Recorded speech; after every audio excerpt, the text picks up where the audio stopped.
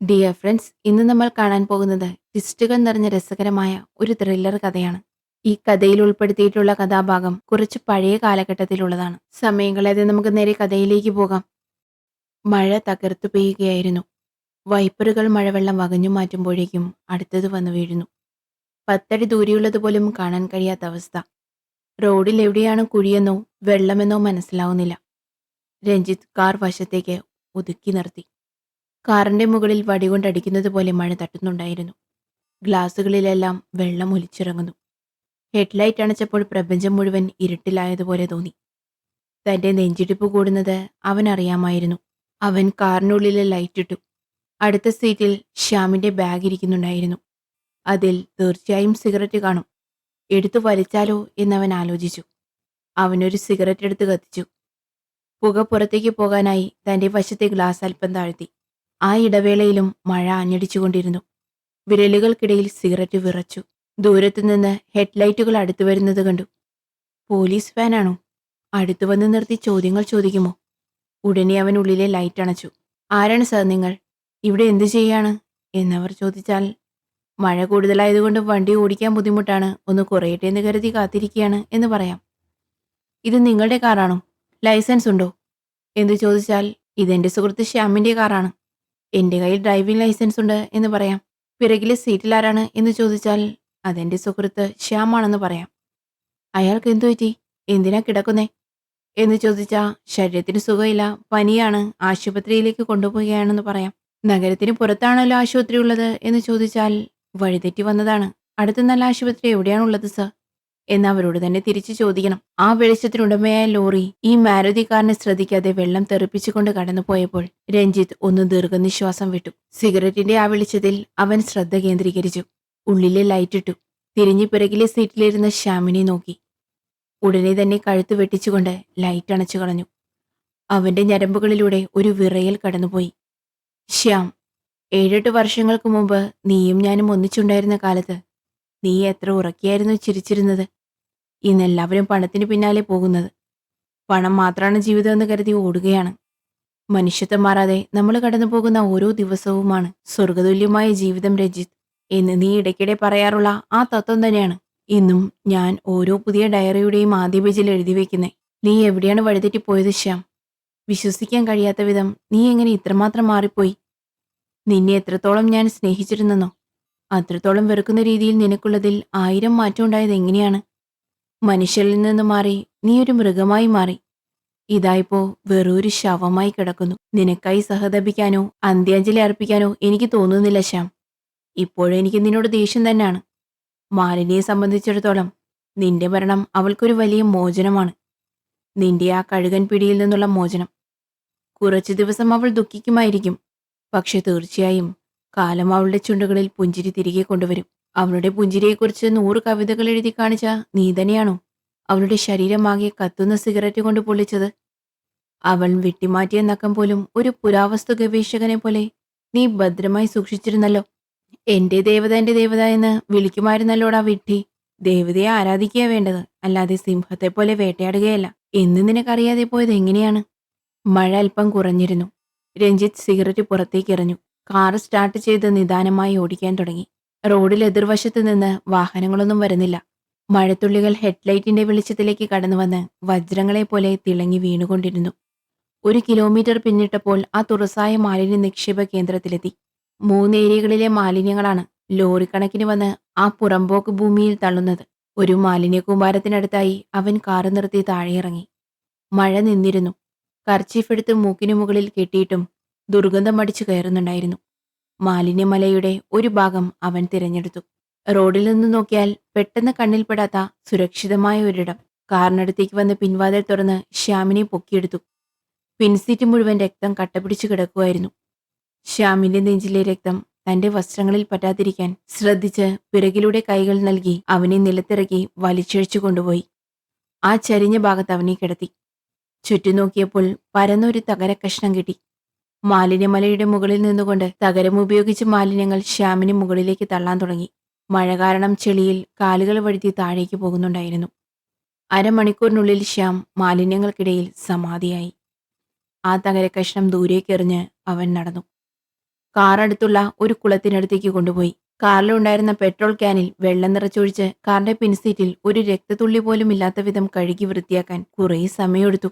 കൈകാലുകൾ കഴുകിയ ശേഷം മറ്റൊരു സിഗരറ്റ് കൂടി കത്തിച്ച് വണ്ടി ഓടിച്ചു. സെൻട്രൽ റെയിൽവേ സ്റ്റേഷനിലെ പാർക്കിംഗ് ഏരിയയിൽ കാറ് നിർത്തി പൂട്ടി. താക്കോൽ പോക്കറ്റിലിട്ട് പുറത്തേക്ക് നടന്നു. മീറ്ററിന് മുകളിൽ 10 രൂപ കൂടുതൽ ചോദിച്ച ഓട്ടോക്കാരനോട് തർക്കിക്കാൻ നിൽക്കാതെ അവൻ അതിൽ കയറി. അവന്റെ സ്ഥലത്തെത്തുന്നതിനിടയിൽ ബോധപൂർവം 3 ഓട്ടോകൾ മാറിക്കയറി. തന്റെ തെരുവിന് 3 തെരുവുകൾ അകലെ ഇറങ്ങി ഓട്ടോ പോയതും അവൻ നടന്നു. രഞ്ജിത്ത് താൻ താമസിക്കുന്ന മുറിയിലെത്തിയ ഉടനെ തന്നെ ആദ്യം ചെയ്തത് കുളിക്കുക എന്നതായിരുന്നു. ഷർട്ടും പാൻസും കഴുകി ഉണക്കാനിട്ടു. ഷൂസ് കഴുകി വേറെ വസ്ത്രം മാറി കട്ടിലിൽ ചാഞ്ഞിരുന്നു. അവൻ ചിന്തിച്ചു, എവിടെയെങ്കിലും തെറ്റുപറ്റിയോ? നാളെ എന്ത് സംഭവിക്കും? ശ്യാം രാത്രി മുഴുവൻ വീട്ടിൽ വന്നില്ലെന്ന് പറഞ്ഞ് മാലിനി പരിഭ്രമത്തോടെ പോലീസ് സ്റ്റേഷനിൽ പരാതി നൽകും. പോലീസ് കാരണവർ ചോദിക്കും. അവള് പറയും. വൈകാതെ തന്നെ സെൻട്രൽ സ്റ്റേഷൻ പരിസരത്ത് നിന്ന് കാറ് കണ്ടെത്തും. ശ്യാം സെൻട്രലിൽ നിന്ന് പുറപ്പെടുന്ന ഏതെങ്കിലും ട്രെയിനിൽ എവിടെയോ പോയതായി അവർ ഊഹിക്കും. രഞ്ജിത്ത് കണ്ണുകൾ അടച്ചു. കണ്ണടച്ചതും രക്തം പുരണ്ട ശ്യാമിന്റെ മുഖം ഓർമ്മയിൽ വന്നു. അവൻ കൺപോളകൾ വെട്ടിച്ചു. കുറച്ച് ദിവസങ്ങൾക്ക് മുമ്പ് ഇലക്ട്രിക് ട്രെയിൻ ഓടിക്കൊണ്ടിരിക്കുകയായിരുന്നു. വാതിലിനടുത്ത് കമ്പിയിൽ പിടിച്ച് വൈകുന്നേരത്തെ കാറ്റിട്ട് നിൽക്കുകയായിരുന്നു രഞ്ജിത്ത്. അല്പം മാറിയിരുന്നിരുന്ന മധുമിതയെ തന്നെ അവൻ നോക്കിക്കൊണ്ടിരുന്നു. അവരുടെ കയ്യിൽ കടലപ്പൊതി ഉണ്ടായിരുന്നു. അവനത് ദൂരെ നിന്ന് ആ എന്ന് വായ തുറന്നു കാട്ടി. അവളെന്നാൽ അത് ശ്രദ്ധിക്കാതെ കടലെടുത്ത് സ്വന്തം വായിലിട്ടു. കാറ്റിൽ അവളുടെ മുഖത്തേക്ക് വീണ മുടിയിഴകൾ അവൾ ശരിയാക്കരുതേ എന്ന് അവൻ ആഗ്രഹിച്ചു. എന്നാൽ മധുമിത സ്വാഭാവികമായി അത് ശരിയാക്കിയപ്പോൾ അവൻ നെറ്റിയിൽ തട്ടി നിരാശ പ്രകടിപ്പിച്ചു. അവൾ മനസ്സിലാകാതെ വായ് നിറയെ കടലയുമായി എന്ത് എന്ന് ആംഗ്യം കാട്ടി. ഒന്നുമില്ലെന്ന് അവൻ തലയാട്ടി. മധുമിത താനിരുന്ന സീറ്റ് നിൽക്കുകയായിരുന്ന ഒരു സ്ത്രീക്ക് നൽകി ആൾക്കൂട്ടത്തിനിടയിലൂടെ നീന്തി അവന്റെ അടുത്തേക്ക് വന്നു. എന്താ പറഞ്ഞത് രഞ്ജിത്ത്? ഇത് ചോദിക്കാൻ വേണ്ടി ഇത്രയും പേരുടെ ഇടയിലൂടെ തിക്കിത്തിരക്കി വരേണ്ടി വന്നു. രഞ്ജിത്തിന്റെ കയ്യിലേക്ക് ബാക്കിയുള്ള കടലകൾ കൊട്ടി അവൾ ആ കടലാസ് പറത്തിവിട്ടു. അത് അടുത്ത ജനലിലൂടെ അകത്തേക്ക് കടന്ന് ഒരു മുതിർന്ന വ്യക്തിയുടെ മുഖത്ത് പതിച്ചു. ഓ സോറി എന്നവൾ ചമ്മലോടെ പറഞ്ഞു. ഇതുപോലെ എന്തെങ്കിലുമൊക്കെ ചെയ്തുകൊണ്ടിരിക്കും അതു. എന്തിന്? ഓ, നിന്റെ മുഖത്ത് മാറി മാറി വരുന്ന ഓരോ ഭാവങ്ങൾ ആസ്വദിക്കാൻ. ശരി ശരി, ആദ്യം എന്താ നീ പറഞ്ഞേ? അത് പിന്നെ കാറ്റിൽ നിന്റെ മുടി മുഖത്തേക്ക് വീണപ്പോൾ കാണാൻ നല്ല ഭംഗിയായിരുന്നു. പക്ഷെ അടുത്ത സെക്കൻഡിൽ നീ അത് മാറ്റിക്കളഞ്ഞു. നീയായിട്ട് ചെയ്താൽ അതത്ര നന്നാവില്ല. അത് തനിയെ സംഭവിക്കണം. മരുഭൂമിയിലെ മണൽക്കുന്നുകളിലെ വരകൾ പോലെ. ബോംബെയിലായിരുന്നപ്പോൾ കോളേജ് കാലത്ത് ആരെങ്കിലും പ്രണയിച്ചിട്ടുണ്ടോ? എനിക്ക് അസൂയ മാത്രമേ തോന്നിയിട്ടുള്ളൂ മധു. എൻ്റെ ഫ്രണ്ട്സ് സർക്കിളിൽ മിക്കവാറും എല്ലാവർക്കും കാമുകിമാരുണ്ട്. പ്രണയിക്കാൻ തുടങ്ങിയ ഉടനെ അവർ ബൈക്ക് വാങ്ങും. ഞാൻ മാത്രം അവസാനം വരെ ഇലക്ട്രിക് ട്രെയിനിലായിരുന്നു.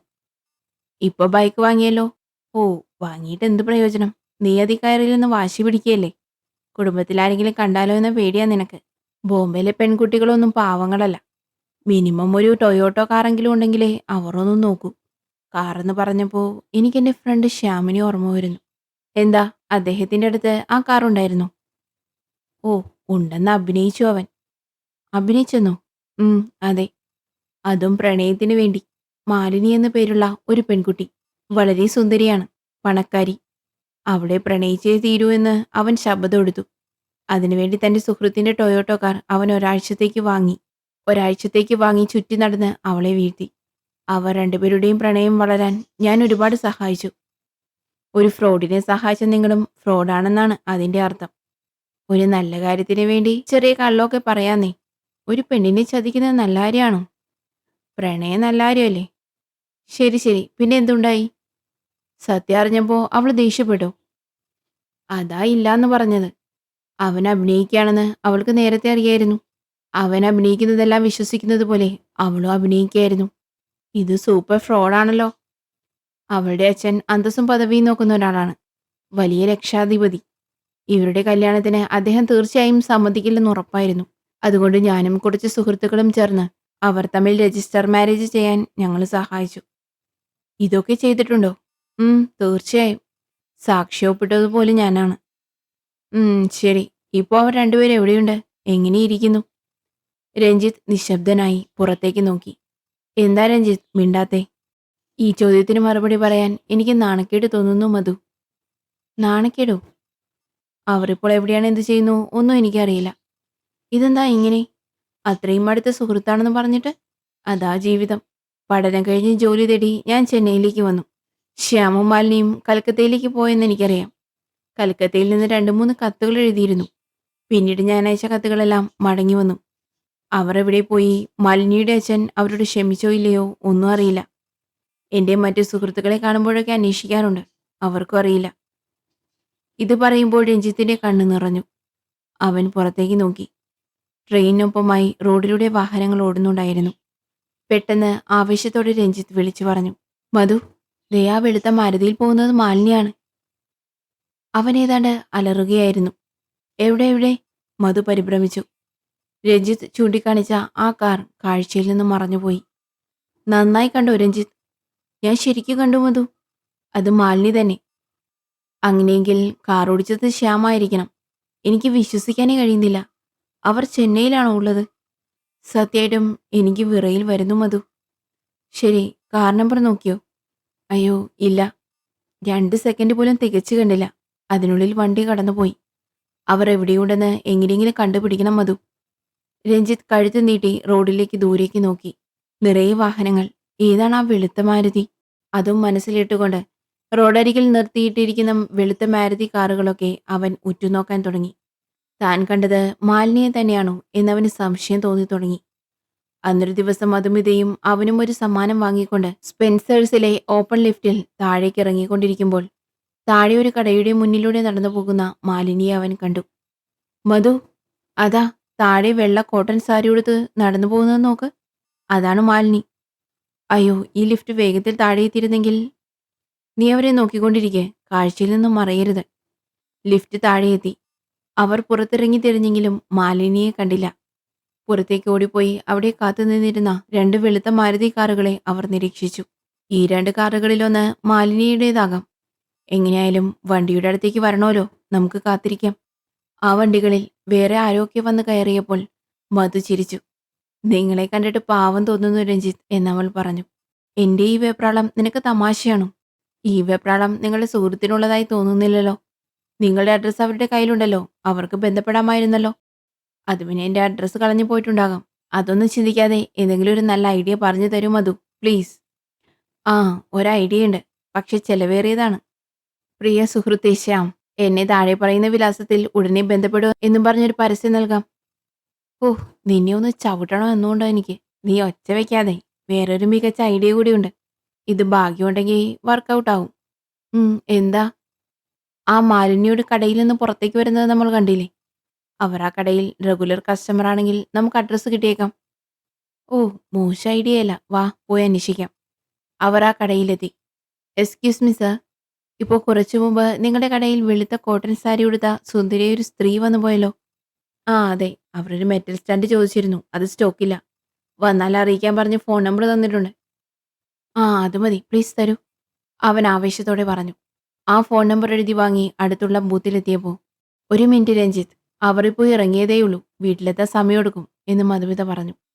ശരിയാണ്, പക്ഷേ ആ ശ്യാമന റാസ്കൽ വീട്ടിലുണ്ടാകുമല്ലോ. അവനെ വിളിച്ച് വഴക്കു പറയാം. ശരി ശരി. കുറേ നേരം ബെല്ലടിച്ച ശേഷമാണ് ഫോൺ എടുത്തത്. ഹലോ, മിസ്റ്റർ ശ്യാമിന്റെ വീടല്ലേ?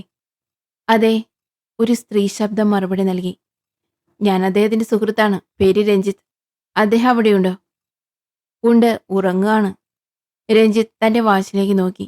സമയം 6:30. ഈ സമയത്ത് ഉറങ്ങുന്നോ? ആരാ സംസാരിക്കുന്നേ? ഞാനിവിടെ ജോലി ചെയ്യുന്ന ഒരാളാണ്. ഇത് മാലിന്യയുടെ വീടല്ലേ? അതെ, മാഡം പുറത്തു പോയിരിക്കുകയാണ്. ഞാൻ ശ്യാമിന്റെ അടുത്ത സുഹൃത്താണ്. ബോംബെയിൽ ഞങ്ങൾ ഒന്നിച്ചു പഠിച്ചാണ്. അദ്ദേഹത്തെ ഒന്ന് എഴുന്നേൽപ്പിക്കാമോ? കുറേ വർഷങ്ങൾക്ക് ശേഷാ വിളിക്കുന്നേ. അത് പിന്നെ സാർ, അദ്ദേഹം സംസാരിക്കാൻ പറ്റിയ അവസ്ഥയിലല്ല. നിങ്ങൾ പിന്നീട് മാഡത്തോട് സംസാരിച്ചോളൂ എന്ന് പറഞ്ഞ് അവർ ഫോൺ വെച്ചു. രഞ്ജിത്ത് ആകെ ആശയക്കുഴപ്പത്തിലായി. വിവരങ്ങൾ കേട്ടപ്പോൾ എന്താണ് അതിനർത്ഥം എന്ന് മധുമിത ചോദിച്ചു. അറിയില്ല, നമുക്കൊന്നും ഊഹിക്കണ്ട. 2 മണിക്കൂർ കഴിഞ്ഞ് മുറിയുടെ അടുത്തുള്ള ബൂത്തിൽ നിന്ന് മാലിനിയെ വിളിച്ച് സംസാരിക്കാം. ഇപ്പോൾ നമ്മുടെ മൂഡ് കളയണ്ട. വാ, റെസ്റ്റോറൻറ്റിലേക്ക് പോകാം. രഞ്ജിത്ത് പുറമെ ആവേശം കാട്ടിയെങ്കിലും അവന്റെ മുഖം വാടിയിരുന്നു. സംസാരിക്കാൻ പറ്റിയ അവസ്ഥയിലല്ല എന്നാൽ എന്താ അർത്ഥം? ആരോഗ്യത്തിന് വലിയ കുഴപ്പമാണോ? വല്ല അപകടവും സംഭവിച്ച് സംസാരിക്കാനുള്ള ശേഷി നഷ്ടപ്പെട്ടോ? ഛേ, അങ്ങനെയൊന്നും വിചാരിക്കല്ലേ. അവൻ അവനോട് തന്നെ മനസ്സിൽ ഓരോന്നും ചിന്തിച്ചു കൂട്ടി. അവൻ രാത്രി ടെലിഫോൺ ബൂത്തിലേക്ക് പ്രവേശിച്ചു. സമയം 9:30. മാൽഡി തീർച്ചയായും വീട്ടിലെത്തിയിട്ടുണ്ടാവും. ഹലോ, മിസ്റ്റർ ശ്യാമിന്റെ വീടല്ലേ? അതെ. മാലിനിയുടെ അതേ സ്വരം. മാലിനി, ഞാൻ രഞ്ജിത്താണ് സംസാരിക്കുന്നേ. ഹലോ രഞ്ജിത്ത്, എന്താ വിശേഷം? എടാ, നിന്റെ അഡ്രസ്സ് എന്റെ കയ്യിൽ നിന്നും നഷ്ടപ്പെട്ടു. നേരത്തെ നീ വിളിച്ചപ്പോ നമ്പർ ചോദിച്ചില്ലെന്ന് വേലക്കാരി പറഞ്ഞപ്പോ എനിക്ക് ദേഷ്യം വന്ന് ഞാൻ അവളെ ഒരുപാട് വഴക്കു പറഞ്ഞു. അതെ, നീ എങ്ങനെ ഈ നമ്പർ കണ്ടുപിടിച്ചേ? വൈകുന്നേരം നീ സ്പെൻസർ പ്ലാസയിൽ ഷോപ്പിങ്ങിന് വന്നിരുന്നോ? ഒരു സ്റ്റാൻഡ് ചോദിച്ച് നിന്റെ നമ്പർ നൽകിയെന്ന് അയാൾ പറഞ്ഞു. ഞങ്ങൾ ലിഫ്റ്റിൽ നിന്ന് നിന്നെ കണ്ടിരുന്നു. വിളിച്ചെങ്കിലും കേട്ടില്ല. താഴേത്തി നോക്കിയപ്പോ നിന്നെ കണ്ടതുമില്ല. ആ കടയിൽ ചോദിച്ചാണ് നമ്പർ വാങ്ങി. ആ, നിന്റെ വിവാഹം കഴിഞ്ഞു? ഇല്ല, കഴിഞ്ഞില്ല. ഉടനെ ഉണ്ടാവും. ഓ, ഓൾ ദി ബെസ്റ്റ് രഞ്ജിത്ത്. അവിടെ എങ്ങനെയുണ്ട് മാലിനി? സുഖമായിരിക്കുന്നോ? എപ്പോഴാ നീ കൽക്കത്തയിൽ നിന്ന് വന്നേ? അത് 4 വർഷമായി. 4 വർഷം ഒരേ നഗരത്തിലുണ്ടായിട്ടും നമ്മൾ തമ്മിൽ ഇതുവരെ കണ്ടില്ലല്ലോ. ശ്യാം എന്തു പറയുന്നു? അവൻ എന്താ ഇപ്പൊ ചെയ്യുന്നേ? ബിസിനസ് ചെയ്തിരുന്നു, പക്ഷെ ഇപ്പോ ഒന്നും ചെയ്യുന്നില്ല. വൈകുന്നേരം 6:30 അവൻ ഉറങ്ങുകയാണെന്ന് സെർവന്റ് പറഞ്ഞല്ലോ. അവനിപ്പോ അടുത്തുണ്ടോ? ഹലോ മാലിനി. ഹലോ, എന്തു പറ്റി? രഞ്ജിത്ത്, എനിക്ക് നിന്നെ ഒന്ന് കാണണം. നേരിട്ട് വിശദമായി പറയാം. ഒരുപാട് സംസാരിക്കാനുണ്ട്. സംസാരിക്കാലോ. നിന്റെ അഡ്രസ്സ് പറ, ഞാൻ വരാം. അഡ്രസ്സ് പറയാം, പക്ഷേ നീ ഇങ്ങോട്ട് വരണ്ട രഞ്ജിത്ത്. തെറ്റായി ഒന്നും എടുക്കരുത്. ഒരു കാരണമുണ്ട്. നേരിട്ട് പറയാം. നിന്റെ വീടിന്റെ അഡ്രസ്സ് പറ. വീടല്ല, റൂമാണ്. എന്റെ ഓഫീസ് ഷോളിംഗനൂരിനടുത്ത് ഒരു പ്രൈവറ്റ് കമ്പനിയിലാണ്. നമുക്ക് റൂമിൽ വെച്ച് വേണ്ട, നമുക്ക് പുറത്തു വെച്ച് കാണാം. അതിനെന്താ? നാളെ രാവിലെ 10 മണിക്ക് പനകൽ പാർക്കിൽ വരുമോ? ഓ സോറി, നിനക്ക് ഓഫീസിൽ പോണോ അല്ലേ? ഓ സാരില്ല, അവധിയെടുക്കാം. ഞാൻ വന്നേക്കാം മാലിനി. നിന്റെ കൂടെയുള്ള പെൺകുട്ടിയുടെ പേരെന്താ? അവളുടെ പേര് മധുമിത. പ്രണയാണോ? അതെ. അവളുടെ ഭാഗത്ത് നിന്ന് ഗ്രീൻ സിഗ്നൽ കിട്ടിയോ? ഇതുവരെ ഇല്ല. എന്നാലും നിങ്ങളൊക്കെ ഉണ്ടല്ലോ വന്ന് രജിസ്റ്റർ ഓഫീസിൽ ഒപ്പിടാൻ. ഞാൻ ചെയ്തതുപോലെ. രഞ്ജിത്ത്, നീ എനിക്ക് ചെയ്ത പാപങ്ങളിൽ ഒന്നാണത്. എന്താ മാലിനി ഇങ്ങനെ പറയുന്നേ? നാളെ നേരിട്ട് വിശദമായി പറയാൻ രഞ്ജിത്ത്. ശ്യാമിനോട് എനിക്ക് സംസാരിക്കാൻ കഴിയില്ലേ മാലിനി? സംസാരിക്കാം. നിങ്ങൾക്ക് മാത്രം സംസാരിക്കാം. അദ്ദേഹം സംസാരിക്കില്ല. എനിക്കൊന്നും മനസ്സിലാവുന്നില്ലല്ലോ. അദ്ദേഹം ഇപ്പോ ഒരു നിറഞ്ഞ കുടം പോലെയാണ്. മനസ്സിലായില്ല മാലിനി. അദ്ദേഹം ജീവിക്കുന്നത് ഓക്സിജൻ കൊണ്ടല്ല, വിസ്കി കൊണ്ടാണ്. ഓ മൈ ഗോഡ്, എപ്പോ മുതലാണ് ഇങ്ങനെ? നാളെ സംസാരിക്കാം. ചെന്നൈയിൽ എനിക്ക് ബന്ധുക്കളോ സുഹൃത്തുക്കളോ ആരുമില്ല. ഇപ്പോൾ നിങ്ങളോട് സംസാരിച്ചപ്പോൾ കുറെ ആശ്വാസം തോന്നുന്നുണ്ട്. എന്റെ പ്രശ്നങ്ങളെല്ലാം ഞാൻ പറയാം. നീ കഴിയുമെങ്കിൽ അതൊന്ന് തീർത്തു താ. ഗുഡ് നൈറ്റ് എന്ന് പറഞ്ഞ് രഞ്ജിത്തും ഭാരമേറിയ ഹൃദയത്തോടെ പുറത്തിറങ്ങി. അടുത്ത ദിവസം രാവിലെ അവനരികെ ഒരു കാർ നീളത്തിൽ ഹോണടിച്ച് കടന്നുപോയി. അത് കടന്നുപോയ ഉടനെ രഞ്ജിത്ത് റോഡ് മുറിച്ച് കടന്ന് പനകൽ പാർക്കിന്റെ കവാടത്തിലെത്തി. ഉള്ളിൽ പ്രവേശിച്ച് കണ്ണുകൾ പായിച്ചപ്പോൾ ഒരു സിമന്റ് ബെഞ്ചിൽ മാലിനി ഇരിക്കുന്നത് അവൻ കണ്ടു. അവളുടെ അടുത്തെത്തി അവൻ പറഞ്ഞു, ഗുഡ് മോർണിംഗ്. മാലിനിയുടെ സ്വരത്തിൽ കൃത്രിമമായ ആവേശം പോലും ഇല്ലായിരുന്നു. ഇരിക്കൂ എന്നവൾ അടുത്തു കാട്ടി. രഞ്ജിത്ത് ഇരുന്നു. ജീവിതത്തിന്റെ ക്ഷീണം അവളുടെ മുഖത്തുണ്ടായിരുന്നു. പൊടിപടർന്ന ഒരു മാലാഖയെ പോലെ. കുറച്ചു നിമിഷങ്ങൾ മൗനം അവിടെ തങ്ങി നിന്നു. നിങ്ങൾ ജോലി ചെയ്യുന്ന ഓഫീസ് ഏതാണ്? ഇവിടെ അടുത്താണ്. ഒരു മെഡിക്കൽ കമ്പനിയാണ്. നിന്റെ തസ്തിക എന്താണ്? സൂപ്പർവൈസർ. വീണ്ടും മൗനം. എന്തുപറ്റി മാലിനി? അവൾ തന്റെ നഖങ്ങളിലേക്ക് നോക്കി. അമിതമായ സന്തോഷത്തിന് പിന്നാലെ വലിയ ദുഃഖം വരിക എന്നത് സ്വാഭാവികമല്ല രഞ്ജിത്ത്. കൽക്കത്തയിൽ ഞങ്ങൾ എത്ര സന്തോഷത്തിലായിരുന്നു എന്നറിയാമോ? പക്ഷേ അവൻ അവിടെ ലഭിച്ച സുഹൃത്തുക്കളൊന്നും ശരിയല്ലായിരുന്നു. അവർ അവനെ ചീട്ടുകളെയും മദ്യപാനവും പഠിപ്പിച്ചു. ദിവസവും ചെലവ് കൂടിക്കൂടി വന്നു. അതുകൊണ്ട് കൂടുതൽ സമ്പാദിക്കാൻ അവൻ ആവേശം കാണിച്ചു. പക്ഷെ പല പരാജയങ്ങളും ഉണ്ടായി. ഇതിനിടയിൽ അച്ഛനെ സമാധാനിപ്പിക്കാൻ ഞാൻ നടത്തിയ ശ്രമങ്ങളൊന്നും ഫലിച്ചില്ല. എന്റെ അച്ഛൻ മരിച്ചു രഞ്ജിത്ത്. നീ അത് അറിഞ്ഞായിരുന്നോ? ഇല്ല മാലിനി. വർഷങ്ങളായി നിന്നെക്കുറിച്ച് വിവരമൊന്നുമില്ലല്ലോ. എനിക്കൊന്നും അറിയില്ലായിരുന്നു. അച്ഛൻ മരിക്കുമ്പോൾ അദ്ദേഹത്തിന്റെ സ്വത്തുക്കൾക്ക് എത്ര മൂല്യമുണ്ടായിരുന്നു എന്നറിയാമോ? 1,40,00,000. അതിന്റെ ഏക അവകാശി ഞാനായിരുന്നു. പക്ഷേ അച്ഛനെ എതിർത്ത് പ്രണയവിവാഹം കഴിച്ചതുകൊണ്ട് എന്നോടുള്ള ദേഷ്യം തീരാതെ അച്ഛൻ സ്വത്തുക്കളെല്ലാം വിഭജിച്ച് 7 അനാഥാലയങ്ങൾക്കായി എഴുതിവെച്ചു. അത് പിന്നീടാണ് ഞങ്ങൾ അറിഞ്ഞത്. ഓ, അത്രത്തോളം ദേഷ്യമായിരുന്നു. അച്ഛന്റെ വാശി എനിക്കല്ലേ അറിയൂ രഞ്ജിത്ത്. ആ ആഘാതം എനിക്ക് താങ്ങാനായി. പക്ഷെ ശ്യാമിനത് കഴിഞ്ഞില്ല. അവൻ മാനസികമായി തകർന്നുപോയി. ആ സ്വത്തെല്ലാം നമുക്ക് കിട്ടുമെന്ന് അവൻ സ്വപ്നം കണ്ടിരുന്നു. പല പ്ലാനുകളും അവൻ ഇട്ടിരുന്നു അത്രേ. നിന്റെ സ്വത്ത് മനസ്സിൽ വെച്ചാണ് ഞാൻ നിന്നെ പ്രണയിച്ചത്. എല്ലാം വെറുതെയാലോ എന്നവൻ പച്ചയായി പറഞ്ഞപ്പോ ഞാൻ തകർന്നുപോയി രഞ്ജിത്ത്. അവൻ എന്നെ ആത്മാർത്ഥമായി പ്രണയിച്ചിരുന്നില്ല എന്നറിഞ്ഞപ്പോൾ എനിക്ക് സഹിക്കാനായില്ല. ശ്യാമിനോട് എനിക്ക് വെറുപ്പ് തോന്നി. സ്വത്ത് നഷ്ടപ്പെട്ട ദേഷ്യം അവൻ എന്നോട് തീർക്കാൻ തുടങ്ങി. എന്റെ ശരീരത്തിൽ അവൻ സിഗരറ്റ് കൊണ്ട് പൊള്ളിച്ച എത്ര പാടുകളുണ്ടെന്നറിയാമോ? ബാറിൽ പോയി കുടിക്കുന്നു, വീട്ടിൽ വന്നും കുടിക്കുന്നു. 24 മണിക്കൂറും ലഹരിയിലാണ്. ഉപദേശിച്ചാൽ അടിക്കും, കാര്യം പറഞ്ഞാൽ തൊഴിക്കും. മാലിനി തന്റെ ബാഗിൽ നിന്ന് തൂവാലെടുത്ത് കണ്ണു തുടച്ചു. പണത്തെ വെറുത്തിരുന്നവൻ പണത്തിനു വേണ്ടി ഇങ്ങനെ മാറുമോ? ചീട്ടുകളിയിൽ തോൽക്കുമ്പോഴും കുടിക്കാനും പണം വേണമല്ലോ. ശ്യാം ഒരു വേഷധാരിയാണ് രഞ്ജിത്ത്.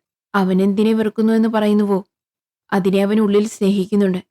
എന്തിനെ സ്നേഹിക്കുന്നു എന്ന് പറയുന്നുവോ, അതിനെ അവൻ ഉള്ളിൽ വെറുക്കുന്നു. എന്നെ പ്രണയിച്ചതും കള്ളം, പണത്തെ വെറുത്തതും കള്ളം. ഇപ്പോൾ കുടുംബം പുലർത്താൻ ഞാനൊരു ഓഫീസിൽ ജോലി ചെയ്യുന്നു. 10,000 രൂപ ശമ്പളം. ഇപ്പോൾ ആ ജോലിയും കളയാൻ അവൻ പറയുന്നു. എന്താണെന്നോ, പുതിയൊരു അസുഖം അവന് വന്നിട്ടുണ്ട്, സംശയരോഗം. നിന്നെയോ? അതെ, ആ അസുഖം വന്ന ബുദ്ധിയെല്ലാം നശിച്ചു പോകുമല്ലോ. എന്റെ ഓഫീസ് മാനേജർ മുരളി സർ ഒരിക്കൽ ജോലി കഴിഞ്ഞ് വൈകിയപ്പോൾ എന്നെ കാറിൽ കൊണ്ട് വീട്ടിലാക്കി. അന്നു മുതൽ അദ്ദേഹത്തെ എന്നെയും ചേർത്ത് അവൻ സംസാരിക്കാൻ തുടങ്ങി. ചോദിക്കാൻ പാടില്ലാത്തതൊക്കെ അവൻ ചോദിക്കും. മുരളിക്കൊപ്പം കിടന്നിട്ടാണോ വരുന്നേ എന്ന് പച്ചയായി അവൻ ചോദിക്കും. ഒരിക്കൽ അവൻ മുരളിയെ വിളിച്ച്, നീ ഇതുവരെ എന്റെ ഭാര്യയുമായി എത്ര തവണ സുഖിച്ചിട്ടുണ്ട് എന്ന് ചോദിച്ചു. മുരളി ആകെ വിഷമിച്ചു. ഞാൻ അദ്ദേഹത്തെ ഒരുവിധം സമാധാനിപ്പിച്ചു. അദ്ദേഹം എന്നെ ഓർത്ത് പരതപിക്കുകയാണ്. ഇപ്പോൾ ഓഫീസിൽ ആ നല്ല സൗഹൃദം പോലും തകർന്നു. നീ എന്റെ വീട്ടിലേക്ക് വരണ്ട എന്ന് പറഞ്ഞതും അതുകൊണ്ടാണ്. വർഷങ്ങളായുള്ള സുഹൃത്താണെന്നൊന്നും അവൻ നോക്കില്ല. മോശമായി സംസാരിക്കും. ആ നാണക്കേട് ഒഴിവാക്കാനാണ് ഞാൻ വീട്ടിലേക്ക് വരണ്ടെന്ന് പറഞ്ഞേ. മാലിനി തലകുനിച്ചിരുന്നു. രഞ്ജിത്തിന് തൊണ്ടയിൽ എന്തോ തടയുന്നത് പോലെ തോന്നി. ഈ സ്ഥിതി മാറാൻ എന്താണ് വഴി മാലിനി? എന്തേലും അത്ഭുതം സംഭവിച്ച് ശ്യാമിന്റെ മനസ്സ് തെളിയണം. അവനെ മദ്യപാനത്തിൽ നിന്ന് പുറത്തു കൊണ്ടുവരണം രഞ്ജിത്ത്. അതിനുശേഷമേ ഉപദേശമൊക്കെ ഫലിക്കൂ. ഞാനൊരു ശ്രമം നടത്തി നോക്കട്ടെ മാലിനി. ഞാനെല്ലാം ശ്രമിച്ചു കഴിഞ്ഞു രഞ്ജിത്ത്. മദ്യത്തിന്റെ അഡിക്ഷൻ നിർത്താനുള്ള ആശുപത്രി ഞാൻ അവനെ ബലമായി കൊണ്ടുപോയി ചേർത്തു. പക്ഷെ 2-ാം ദിവസം അവൻ ജനൽച്ചില്ല് തകർത്ത് രക്ഷപ്പെട്ടു. ഇനി മേലെ എന്റെ ഇഷ്ടത്തിന് വിരുദ്ധമായി എന്തെങ്കിലും ചെയ്താൽ നിന്നെയും കുത്തിക്കൊന്ന് ഞാനും ചാവുമെന്ന് പറഞ്ഞവൻ ഭീഷണിപ്പെടുത്തി. ഓരോ തവണ അവന്റെ നോട്ടം കാണുമ്പോഴും എനിക്ക് പേടിയാണ് രഞ്ജിത്ത്. എനിക്ക് എന്ത് സംഭവിക്കുമെന്ന് പേടിച്ച് നെഞ്ചിടിപ്പ് കൂടും. ഒരു രാത്രി പോലും ഞാൻ സമാധാനമായി ഉറങ്ങാറില്ല. ഇതിനൊരു അന്ത്യം ഉണ്ടാകണം. നടക്കുന്നത് വലിയ അനീതിയാണ്. ഞാൻ സൗമ്യതയിൽ പറഞ്ഞും ഭീഷണിപ്പെടുത്തിയൊക്കെ നോക്കി. എനിക്ക് ഈ പ്രശ്നത്തിൽ നിന്ന് മോചനം വേണമെങ്കിൽ മരണം മാത്രമാണ് വഴി. മാലിനി. അതെ, ഞാൻ മരിച്ച പിന്നെ പ്രശ്നമൊന്നുമില്ലല്ലോ. ഇതെന്ത് സംസാരാണ് മാലിനി? ഞാനൊരു വല്ലാത്ത അവസ്ഥയിലാണ് രഞ്ജിത്ത്. നിങ്ങൾക്ക് എന്നെ ഓർത്ത് വിഷമിക്കാം. പക്ഷേ എന്റെ മനസ്സിലെ ഭാരം നിങ്ങൾക്ക് പൂർണ്ണമായും മനസ്സിലാക്കാൻ കഴിയില്ല. സത്യമായിരിക്കാം, പക്ഷേ ജീവിതം ജീവിക്കാനുള്ളതല്ലേ മാലിനി, മരിക്കാനുള്ളതല്ല. ധൈര്യമായിട്ടിരിക്കെ. ശ്യാമിനെ തിരുത്താൻ കഴിയുമെന്ന് എനിക്ക് വിശ്വാസമുണ്ട്. ഞാൻ സംസാരിക്കാം. 10 പേര് ശ്രമിച്ചിട്ടും തുറക്കാത്ത ഒരു പൂട്ട് 11ാമത്തെ ആൾക്ക് ചിലപ്പോൾ അപ്രതീക്ഷിതമായി തുറക്കാൻ കഴിഞ്ഞേക്കും. ആ, നീ വന്ന് സംസാരിക്കേ. അടുത്ത 3 ദിവസം കഴിഞ്ഞാൽ ഞങ്ങളുടെ വിവാഹ വാർഷികമാണ്. അന്നവൻ നല്ല മൂഡിലായിരിക്കും. അന്ന് വരുമോ? ശരി, നമ്മൾ ഈ കണ്ട കാര്യം അവനോട് പറയണ്ട. തീർച്ചയായും. മാലിനി തന്റെ വാച്ചിലേക്ക് നോക്കി. ഞാൻ ഇറങ്ങട്ടെ രഞ്ജിത്ത്. ശരി. ധൈര്യവും വിശ്വാസവും കൈവിടരുത് മാലിനി. അവൾ തലയാട്ടി വളരെ സങ്കടത്തോടെ നടന്നു നീങ്ങി. അവൻ അവളെ തന്നെ നോക്കി നിന്നു. അടുത്ത ദിവസം രാവിലെ രഞ്ജിത്ത് തന്റെ മുറിയിൽ കട്ടിലിൽ ഇരിക്കുകയായിരുന്നു. അവിടേക്ക് മധു കടന്നു വന്നു. എന്താ മധു ഇത്ര രാവിലെ തന്നെ? എന്റെ അകന്ന ബന്ധത്തിൽ ഒരു ആന്റി മരിച്ചു. രാത്രി വിവരം വന്നേ. ഞാനൊഴികെ എല്ലാരും പോയി. അവര് തിരിച്ചു വരാൻ 2 ദിവസം എടുക്കും. ഞാൻ തനിയുള്ളപ്പോ നീ വീട്ടിലേക്ക് വരാമെന്ന് പറഞ്ഞിരുന്നില്ലേ, ഓർമ്മയുണ്ടോ? ഈ ഒരു കാര്യം പറഞ്ഞിട്ടും നിനക്കെന്താ ഒരു താല്പര്യമില്ലാതിരിക്കുന്നേ? അവൾ അവനെ ഉറ്റുനോക്കി. എന്താ രഞ്ജിത്ത്, നിന്റെ കണ്ണൊക്കെ ആകെ ചുവന്നിരിക്കുന്നു, എന്തേ? അതും അത് രാത്രി ശരിക്കും ഉറങ്ങിയില്ല. എന്താ? എന്തോ ചീത്ത സ്വപ്നം കണ്ട് 4 തവണ എഴുന്നേറ്റു. വെള്ളം കുടിച്ച് കിടന്നു. ശരി, നീ വേഗം കുളിച്ച് റെഡിയാവും. നമുക്ക് പോവാം. എങ്ങോട്ട്? എന്റെ വീട്ടിലേക്ക്. മറ്റൊരവസരത്തിൽ വരാം മധു. എന്താ നിനക്ക് പറ്റേ? കുളിച്ചു വന്നാൽ നിന്റെ മൂടൊക്കെ ശരിയാവും രഞ്ജിത്ത്. ഞാൻ എന്തൊക്കെ പ്ലാൻ ചെയ്തിട്ടുണ്ടെന്ന് അറിയാമോ? എന്ത്? രാവിലെ ഉച്ചയ്ക്കുള്ള ഭക്ഷണം എന്റെ കൈകൊണ്ട് പാചകം ചെയ്ത് തരാമെന്ന് കരുതി. രഞ്ജിത്ത് ഒന്നും മിണ്ടിയില്ല. സാധാരണ നീ എന്തെങ്കിലും തമാശ പറയുന്നതാണല്ലോ. എനിക്കതിനുള്ള മൂടൊന്നും ഇല്ല മധു. അപ്പോഴാണ് വാതിലിന്റെ പിടവിലൂടെ പത്രം വന്ന് വീണത്. രഞ്ജിത്ത് വേഗം എഴുന്നേറ്റ് അതെടുത്തു. അതിലെന്തോ വാർത്ത തിരഞ്ഞു. ഒന്നും കണ്ടില്ലാത്തതിൽ അവൻ ആശ്വസിച്ചു. എന്താ നീ പത്രത്തിൽ തിരയുന്നേ? ഒന്നുമില്ല മധു, നീ ഇവിടെ ഇരിക്കേ. അവൾ കട്ടിലിരുന്നു. നമ്മുടെ ഒന്നിനും കൊള്ളാത്ത സാധനങ്ങൾ എറിഞ്ഞു കളയാറില്ലേ? അതുപോലെ ഒന്നിനും കൊള്ളാത്ത ഒരു മനുഷ്യനെ ഈ ലോകത്തു നിന്ന് ഒഴിവാക്കുന്നത് ശരിയാണോ തെറ്റാണോ? ഇതെന്ത് ചോദ്യമാണ്? എനിക്കൊന്നും മനസ്സിലാവുന്നില്ല. നിന്റെ വീട്ടിൽ വളർത്തുന്ന ജോലിക്ക് പെട്ടെന്ന് ഭ്രാന്ത് പിടിച്ചാ നീ എന്ത് ചെയ്യും? ഞാൻ ഡോക്ടറെ കാണിക്കും. അതുകൊണ്ടൊന്നും മാറാതെ ഭ്രാന്ത് കൂടിയാലോ? അതാരെയെങ്കിലും കടിച്ചു കീറുന്ന അവസ്ഥ വന്നാലോ? അപ്പോ മനസ്സ് കല്ലാക്കി അതിനെ കൊല്ലേണ്ടി വരും. അത് പാപമല്ലേ? ആ പാപം നോക്കിയാ നമ്മൾ തീരില്ലേ? അത് കടിച്ചാൽ നമ്മളും മരിക്കില്ലേ? അതുകൊണ്ട് ഭ്രാന്ത് പിടിച്ച പട്ടിയെ കൊല്ലുന്നത് ആത്മരക്ഷയാണ്. അതുപോലെ ഭ്രാന്ത് പിടിച്ചൊരു മനുഷ്യനെ കൊല്ലുന്നതും ശരിയല്ലേ മധു? പട്ടിയും മനുഷ്യനും ഒന്നാണോ? പലപ്പോഴും മനുഷ്യൻ പട്ടിയേക്കാൾ മോശമായാണ് പെരുമാറുന്നത്. പക്ഷേ മനുഷ്യന് മാറാൻ അവസരമുണ്ടല്ലോ. മാറാത്ത ജന്മങ്ങളുണ്ടല്ലോ മധു. ശരി, എന്താ ഇപ്പൊ നിന്റെ പ്രശ്നം? ഞാൻ പറഞ്ഞല്ലോ, ഒരു ഭീകരമായ സ്വപ്നം കണ്ടു. അതിൽ ഭ്രാന്ത് പിടിച്ച ഒരാൾ കൊല്ലപ്പെടുന്നു. ഞാൻ ആകെ ആശയക്കുഴപ്പത്തിലാണ്. സോറി, അതും ഇതും പറഞ്ഞ് നിന്നെയും വിഷമിപ്പിച്ചു. ഞാൻ കുളിച്ചിട്ട് വരാം. രഞ്ജിത്ത് തോർത്തെടുത്ത് കുളിമുറിയിലേക്ക് പോയി. ജനലിലൂടെ തണുത്ത കാറ്റ് വീശി തുടങ്ങി. ഇൻസ്പെക്ടർ പ്രകാശ് ഒരു FIR തയ്യാറാക്കിക്കൊണ്ടിരിക്കുമ്പോഴാണ് മാലിനി പരിഭ്രമത്തോടെ അവിടെ എത്തിയത്. അദ്ദേഹത്തിന്റെ മുന്നിൽ നിന്ന് അവളുടെ രൂപം കണ്ടപ്പോൾ അദ്ദേഹം പേന അടച്ചു വെച്ചു. ഇരിക്കൂ എന്ന് അദ്ദേഹം പറഞ്ഞു. സർ, ഇന്നലെ രാത്രി തൊട്ട് എന്റെ ഭർത്താവിനെ കാണാനില്ല. എല്ലായിടത്തും അന്വേഷിച്ചു, വിവരമൊന്നുമില്ല. മാലിനിയുടെ ശബ്ദം ഇടറുന്നുണ്ടായിരുന്നു. ഒന്ന് ശാന്തയാകൂ. ആദ്യം നിങ്ങളുടെ വീട് എവിടെയാണെന്ന് പറയൂ. അമ്മഞ്ചിക്കരയിലാണ് സർ. ശരി, നിങ്ങളുടെ ഭർത്താവിന്റെ പേരെന്താണ്? അദ്ദേഹം എന്ത് ചെയ്യുന്നു? ശ്യാം. കുറച്ചുനാൾ മുമ്പ് കശുവണ്ടി ബിസിനസ് ആയിരുന്നു. ഇപ്പോ ഒന്നുമില്ല. സ്വത്തുക്കളുണ്ട് സർ. പക്ഷെ കുടുംബത്തിൽ പ്രശ്നമാണ്. എന്ത് പ്രശ്നം? അദ്ദേഹം ഒരു മദ്യപാനിയാണ്. എപ്പോഴും ലഹരിയിലായിരിക്കും. എത്ര പറഞ്ഞിട്ടും മാറിയില്ല. ഞങ്ങൾ തമ്മിൽ എപ്പോഴും വഴക്കാണ്. നിന്നെ വിട്ട് ഒരു ദിവസം ഞാൻ പോകും എന്ന് അദ്ദേഹം എപ്പോഴും പറയായിരുന്നു. ഇന്നലെ വൈകുന്നേരം 4 മണിക്ക് പുറത്തു പോയതാണ്. ഇതുവരെ തിരിച്ചു വന്നില്ല. എനിക്ക് വലിയ ആശങ്കയുണ്ട്. അദ്ദേഹത്തെ കണ്ടെത്തി തരണം സർ, മാലിനി പറഞ്ഞു. സാധാരണ എത്ര മണിക്കാണ് അദ്ദേഹം വീട്ടിൽ തിരിച്ചെത്താറുള്ളത്? 11 മണിയൊക്കെ ആകും സർ. എവിടെയൊക്കെയാ പോകാറുള്ളേ? 3 ബാറുകളിൽ സാധാരണയായി മാറി മാറി പോകാറുണ്ട്. എത്ര കുടിച്ചാലും ബോധം പോയി മറ്റൊരാൾ താങ്ങി വീട്ടിൽ വിടേണ്ട അവസ്ഥ ഇതുവരെ ഉണ്ടായിട്ടില്ല സർ. അതുപോലെ എത്ര ലഹരിയിലാണെങ്കിലും ഒരു തെറ്റും വരുത്താതെ മനോഹരമായി അദ്ദേഹം കാർ ഓടിക്കും.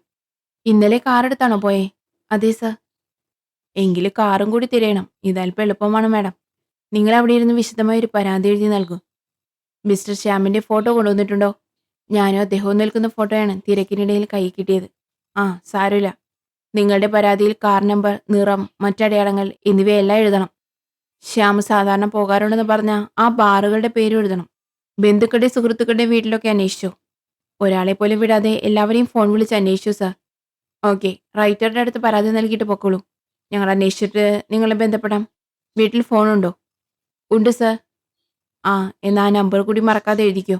അവളോട് കൂടുതലൊന്നും സംസാരിക്കാനില്ലെന്ന ഭാവത്തിൽ ഇൻസ്പെക്ടർ പ്രകാശ് തന്റെ റിപ്പോർട്ട് എഴുതാൻ തുടങ്ങി. മാലിനി മറ്റൊരു കസേരയിലേക്ക് മാറി പരാതി എഴുതാൻ ആരംഭിച്ചു. അവൾ പോയ ഉടനെ ജയശീലൻ എന്ന സബ് ഇൻസ്പെക്ടറെ വിളിച്ച്, ഇതൊന്ന് നോക്കൂ. ആദ്യം ഈ കാർ നമ്പർ ട്രാഫിക് ഡിപ്പാർട്ട്മെന്റിന് നൽകണം. ഇന്നലെ രാത്രി എവിടെയെങ്കിലും റോഡ് അപകടം നടന്നിട്ടുണ്ടോ എന്ന് അന്വേഷിക്കണം. പിന്നെ ആ ബാറുകളിൽ അന്വേഷിക്കണം. ആ ആ പെണ്ണാകെ വിഷമത്തിലാണ് എന്ന് പ്രകാശ് പറഞ്ഞു. ജയശീലൻ പുറപ്പെട്ടു. ആകാശത്തെ മേഘങ്ങൾ ഒരേ ദിശയിൽ നീങ്ങി. വിവരം ലഭിച്ച് 10 മിനിറ്റിൽ ഇൻസ്പെക്ടർ പ്രകാശും സബ് ഇൻസ്പെക്ടർ ജയശീലനും സെൻട്രൽ റെയിൽവേ സ്റ്റേഷനിലായിരുന്നു. ശ്യാമിന്റെ വെള്ളമാരുതി ഒരു യുവാവിന്റെ തലയിലെ ഒറ്റ നരച്ചുമുടി പോലെ പ്രത്യേകം എടുത്തു കാണുന്ന വിധത്തിൽ അവിടെ കിടന്നിരുന്നു. അതിനു ചുറ്റും ഒരുപാട് കാറുകളുണ്ടായിരുന്നു. പ്രകാശ് തൂവാല ഉപയോഗിച്ച് കാറിന്റെ 4 വാതിലുകളും തുറക്കാൻ ശ്രമിച്ചു. പക്ഷേ കഴിഞ്ഞില്ല. എല്ലാ വശങ്ങളിലും കറുത്ത പേപ്പർ ഒട്ടിച്ചിരുന്നു. മുൻവശത്തെ ഗ്ലാസുകളിലൂടെ അദ്ദേഹം ഉള്ളിലേക്ക് നോക്കി. ശ്യാമ ഇവിടെ അടുത്തെവിടെയെങ്കിലും പോയതായിരിക്കാം. ഒരു ദിവസത്തെ യാത്രയ്ക്ക് പോകുന്നവർ ഇങ്ങനെ കാറ് രാത്രി മുഴുവൻ പാർക്ക് ചെയ്ത് പോകാറുണ്ട്. പക്ഷേ എന്തിനാ വീട്ടിൽ പറയാതെ പോകണം?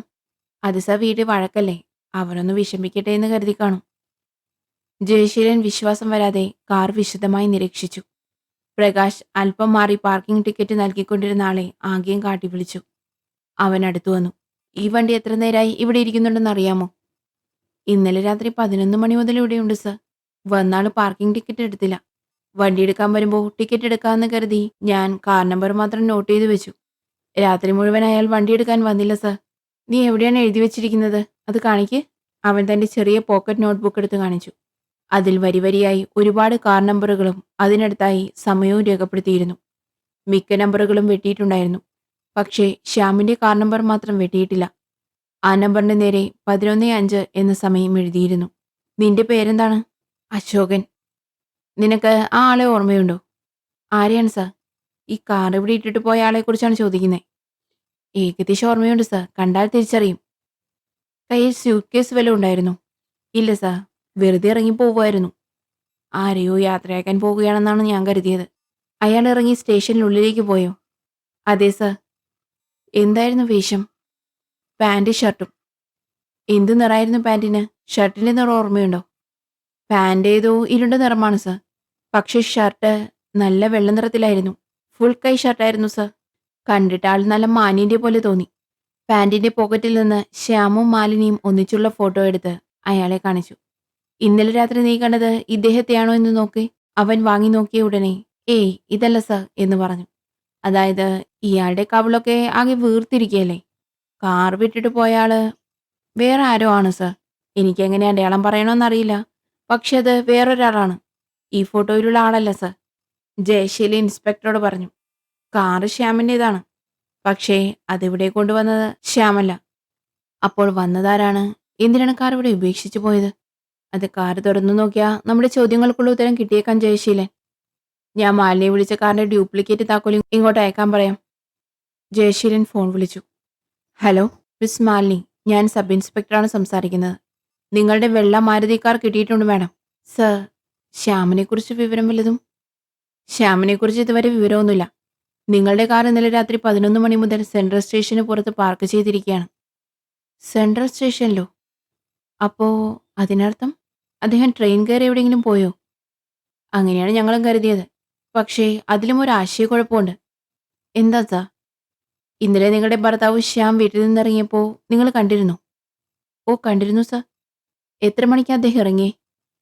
അത് വൈകുന്നേരം ഒരു 5 മണിയായിട്ടുണ്ടാവും. അപ്പോൾ അദ്ദേഹം ഏത് നിറത്തിലുള്ള ഷർട്ടാണ് ധരിച്ചിരുന്നേ? ബ്രൗൺ നിറത്തിലുള്ള ഷർട്ട്. ഫുൾ സ്ലീവ് ആയിരുന്നോ? അല്ല സാർ, ഹാഫ് കൈ ഷർട്ടായിരുന്നു. അദ്ദേഹം ഇറങ്ങിയപ്പോൾ കൂടെ ആരെങ്കിലും ഉണ്ടായിരുന്നോ? ഇല്ല സാർ. ശരി, ഏതെങ്കിലും സുഹൃത്തിനെ കാണാൻ പോവുകയാണെന്ന് നിങ്ങളോട് പറഞ്ഞിരുന്നോ? അദ്ദേഹം വീട്ടിൽ നിന്ന് ഇറങ്ങുമ്പോൾ എങ്ങോട്ടാണ് പോകുന്നതെന്ന് പറയാറില്ല സാർ. ഞാൻ ചോദിച്ചാൽ വഴക്ക് പറയും. ആവശ്യമെങ്കിൽ ഞാൻ തന്നെ പറയുമെന്ന് പറഞ്ഞ് ദേഷ്യപ്പെടും. ശരി ശരി, നിങ്ങളുടെ കാറിന്റെ ഡ്യൂപ്ലിക്കേറ്റ് താക്കോലുണ്ടോ? നോക്കണം സാർ, അലമാരയിലുണ്ടാവുമെന്ന് തോന്നുന്നു. കാറിന്റെ ഡോറൊന്ന് തുറക്കണം മാഡം. താക്കോലില്ലെങ്കിൽ ലോക്ക് തകർക്കേണ്ടി വരും. ഞാനൊന്ന് നോക്കട്ടെ സാർ. നിങ്ങൾക്ക് ഡ്രൈവിംഗ് അറിയാമോ മാഡം? ആ അറിയാം സാർ. എങ്കിൽ ആ ഡ്യൂപ്ലിക്കേറ്റ് താക്കോലുമായി നിങ്ങൾ തന്നെ വാ. ആവശ്യമെങ്കിൽ കാറ് നിങ്ങൾക്ക് വിട്ടുതരാം. അപ്പോൾ നിങ്ങൾക്ക് കൊണ്ടുപോകാം. ശരി സാർ, വൈകാതെ വേഗം വരാം. ഫോൺ വെച്ച ശേഷം ജയശീലൻ കാർ നിൽക്കുന്ന സ്ഥലത്തേക്ക് തിരികെ വന്നു. അല്പസമയത്തിനകം മാലിനി കാറിന്റെ താക്കോലുമായി എത്തി. അവർ താക്കോലിട്ട് കാറിന്റെ വാതിൽ തുറന്നു. സാധാരണയായി എത്ര മണിക്കാണ് അദ്ദേഹം വീട്ടിലെത്താറുള്ളത്? 11 മണിക്ക് എത്തും സാർ. അവർ ഉള്ളിലേക്ക് കണ്ണോടിച്ചു. പിൻസീറ്റിൽ തടവി നോക്കിയ ജയശീലൻ പറഞ്ഞു. ഇവിടെ നനവുണ്ടല്ലോ. സീറ്റിന്റെയും ചാരിവെക്കുന്ന ഭാഗത്തിന്റെയും ഇടയിലുള്ള വിടവിൽ വിരലിട്ട് നോക്കിയപ്പോൾ അദ്ദേഹത്തിന്റെ വിരൽ നനഞ്ഞു. ഇന്നലെ രാത്രി മഴ പെയ്തിരുന്നു ജയശീലൻ. പക്ഷേ കാറിന്റെ ജനലിനോട് ചേർന്ന സീറ്റ് ഒട്ടും നനഞ്ഞിട്ടില്ലല്ലോ. അതെ, ഒരുപക്ഷെ മുൻവശത്തെ ജനൽ ഗ്ലാസുകൾ പൂർണ്ണമായും ഉയർത്തിയിട്ടുണ്ടാകാം. പിൻവശത്തെ ഗ്ലാസുകൾക്കിടയിൽ ചെറിയൊരു വിടവുണ്ടായിരുന്നിരിക്കാം. ജയശീലൻ ഡിക്കിയിൽ നിന്ന് കാലിയായ പെട്രോൾ ക്യാൻ എടുത്തു നോക്കി. അതിന്റെ അടിയിൽ അല്പം ദ്രാവകം ഉണ്ടായിരുന്നു. ക്യാൻ തുറന്ന നിലയിലായിരുന്നു. ജയശീലൻ ആ ക്യാനിന്റെ അടിയിലുണ്ടായിരുന്ന ദ്രാവകം കൈവെള്ളയിലേക്ക് ഒഴിച്ച് മണപ്പിച്ചു നോക്കി. എന്താ നോക്കുന്നത് ജയശീലൻ? ഈ പെട്രോൾ ക്യാൻ തുറന്ന നിലയിലാണ് സർ. ഉള്ളിൽ പെട്രോൾ ഇല്ലാത്തതുകൊണ്ട് അടക്കാതെ വെച്ചതാകാം. പക്ഷെ ഉള്ളിൽ കുറച്ച് വെള്ളമുണ്ട് സർ. വെള്ളോ? അതെ സർ, ദാ നോക്ക്. മാഡം, നിങ്ങൾ ഈ ക്യാനിൽ വെള്ളമാണോ നിറച്ചു വെക്കാറുള്ളത്? അല്ല സർ, അത് പെട്രോൾ ക്യാൻ തന്നെയാണ്. ദൂരേക്ക് യാത്ര പോകുമ്പോൾ 10 ലിറ്റർ പെട്രോൾ അതിൽ വാങ്ങിവെക്കും. കുടിക്കാൻ ഞങ്ങളെപ്പോഴും മിനറൽ വാട്ടറാണ് ഉപയോഗിക്കാറ്. അപ്പോ ഈ പെട്രോൾ ക്യാനിൽ എങ്ങനെ വെള്ളം വന്നു? ഇൻസ്പെക്ടറുടെ ചോദ്യത്തിന് മറുപടി നൽകാതെ പിൻസീറ്റിൽ താഴെ കാലുവയ്ക്കുന്ന മാറ്റിൽ ജയശീലൻ സൂക്ഷിച്ചു നോക്കി. അവിടെ ഒരു തുള്ളി രക്തം അദ്ദേഹം കണ്ടു. ഉടനെ ആ മാറ്റ് മാത്രം എടുത്ത് ഇൻസ്പെക്ടറെ കാണിച്ചു. അത് കണ്ട ഉടനെ ഇൻസ്പെക്ടർ പ്രകാശിന്റെ കണ്ണുകൾ വിടർന്നു. അതായത് പെട്രോൾ ക്യാനിലെ വെള്ളം ഉപയോഗിച്ച് പിൻസീറ്റ് വളരെ ശ്രദ്ധയോടെ കഴുകിയിട്ടുണ്ട്. എത്ര ശ്രദ്ധിച്ചു കഴുകിയിട്ടും ഈ ഒരു തുള്ളി വിട്ടുപോയി സർ. നിങ്ങൾ എന്താ ചിന്തിക്കുന്നേ? മാലിനി പരിഭ്രമത്തോടെ ചോദിച്ചു. ഒന്നുമില്ല മാഡം. നിങ്ങൾ ടാക്സിയിലോ ഓട്ടോയിലോ വീട്ടിലേക്ക് പൊക്കോളൂ. ഈ കാറിനുള്ളിൽ ഫോറൻസിക് ഡിപ്പാർട്ട്മെന്റിന് കുറച്ച് ജോലിയുണ്ട്. ഫിംഗർ പ്രിന്റ്സ് എടുക്കേണ്ടതുണ്ട്. ജോലി കഴിഞ്ഞാൽ കാർ വിട്ടുതരാം. കാറിന്റെ കാര്യം വിടൂ സർ. അദ്ദേഹത്തിന് എന്തു പറ്റി? നിങ്ങളുടെ മുഖം കാണുമ്പോൾ എനിക്ക് പേടിയാവുന്നു. പ്രാഥമികമായ സംശയങ്ങൾ വെച്ച് ഇപ്പോൾ ഒരു തീരുമാനത്തിലെത്താൻ കഴിയില്ല മാഡം. നിങ്ങൾ മനസ്സിൽ പേടി വയ്ക്കാതെ വീട്ടിലേക്ക് പൊക്കോളൂ. ജയശീലൻ അവളെ സമാധാനിപ്പിച്ച് ഓട്ടോയിൽ കയറ്റി അയച്ചു. ശേഷം പോലീസ് നായയെ എത്തിക്കാനുള്ള ഏർപ്പാടുകൾ തുടങ്ങി. ജീപ്പിൽ നിന്നിറങ്ങി ജയശീലൻ ഫോറൻസിക് വിഭാഗം എന്നെഴുതിയ കെട്ടിടത്തിനുള്ളിലേക്ക് നടന്നു. ഇൻസ്പെക്ടർ റാങ്കിലുള്ള ദേവരാജന്റെ മുറിയിലെത്തി. ജനലുകളിൽ പച്ച നിറത്തിലുള്ള കർട്ടനുകൾ തൂങ്ങിക്കിടന്നു. ഒരു കുപ്പിയിൽ നിന്ന് വളർന്നു വന്ന മണി പ്ലാന്റ് മുറിയിലാകെ പടർന്നു പന്തലിച്ചു കിടന്നു. ഫാൻ അഴുക്കു പിടിച്ചതായിരുന്നു. വേസ്റ്റ് ബിൻ നിറഞ്ഞു കവിഞ്ഞിരുന്നു. കെട്ടിടത്തിന്റെ ഏതോ ഒരു ഭാഗത്ത് ഫോണുകൾ ഇടയ്ക്കിടെ ബെല്ലടിച്ചുകൊണ്ടിരുന്നു. വരൂ ജയശീലൻ, ഇരിക്കൂ. ഞാൻ തന്ന ജോലികളൊക്കെ കഴിഞ്ഞോ സാർ? കഴിഞ്ഞല്ലോ എന്ന് പറഞ്ഞ അദ്ദേഹം ഒരു ഫയലെടുത്തു. റിപ്പോർട്ട് ടൈപ്പ് ചെയ്തുകൊണ്ടിരിക്കുകയാണ്. ഇപ്പോൾ വരും. ചോദിച്ചോളൂ, നിങ്ങളുടെ സംശയം എന്താണ്? ആ മാറ്റിലുള്ള ചുവന്ന തുള്ളി മനുഷ്യരക്തം തന്നെയാണ്. ആ രക്തത്തിന്റെ ഉടമയ്ക്ക് എന്തെങ്കിലും അപകടം സംഭവിച്ചിട്ടുണ്ടെങ്കിൽ അതെപ്പോൾ സംഭവിച്ചിരിക്കാം എന്നാണല്ലോ നിങ്ങൾ ചോദിച്ചത്. രക്തത്തിന്റെ കട്ടപിടിച്ച അവസ്ഥ വെച്ച് നോക്കിയാൽ ഇന്നലെ രാത്രി 7 അല്ലെങ്കിൽ 7:30 മണിയോടെ ശരീരത്തിൽ നിന്ന് രക്തം പുറത്തു വരാനുള്ള സംഭവങ്ങൾ നടന്നിട്ടുണ്ടാകാം. അത് ഒരു അപകടമാകാം, അല്ലെങ്കിൽ ആസൂത്രിതമായ കുറ്റകൃത്യവുമാകാം. ശ്യാമിനെക്കുറിച്ച് 2 ദിവസമായി വിവരമൊന്നുമില്ല.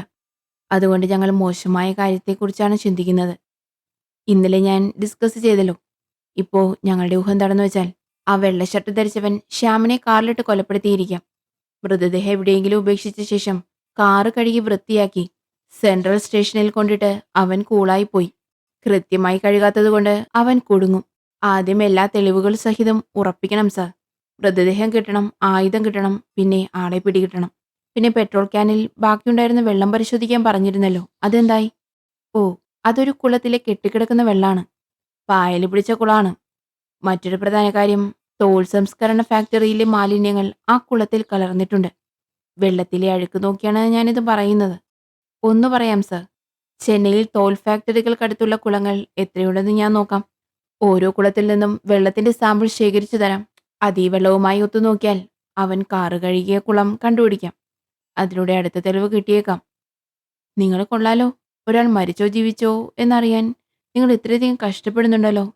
ജയശീലൻ ശാന്തമായി പുഞ്ചിരിച്ചു. പോലീസ് സ്റ്റേഷനിൽ അടുത്ത ദിവസം. എന്തിനാ ജയശീലൻ ചിരിക്കുന്നേ? ഇൻസ്പെക്ടർ പ്രകാശ് ചോദിച്ചു. ശ്യാമ കൊല്ലപ്പെട്ടിരിക്കാമെന്ന് നിങ്ങൾ കരുതുന്നുണ്ടോ എന്ന് ചോദിച്ചപ്പോൾ എനിക്ക് ചിരി വന്നു സർ. ഒരു ക്രൂരകൃത്യം നടന്നു എന്ന് വ്യക്തമായും അറിയാമല്ലോ സർ.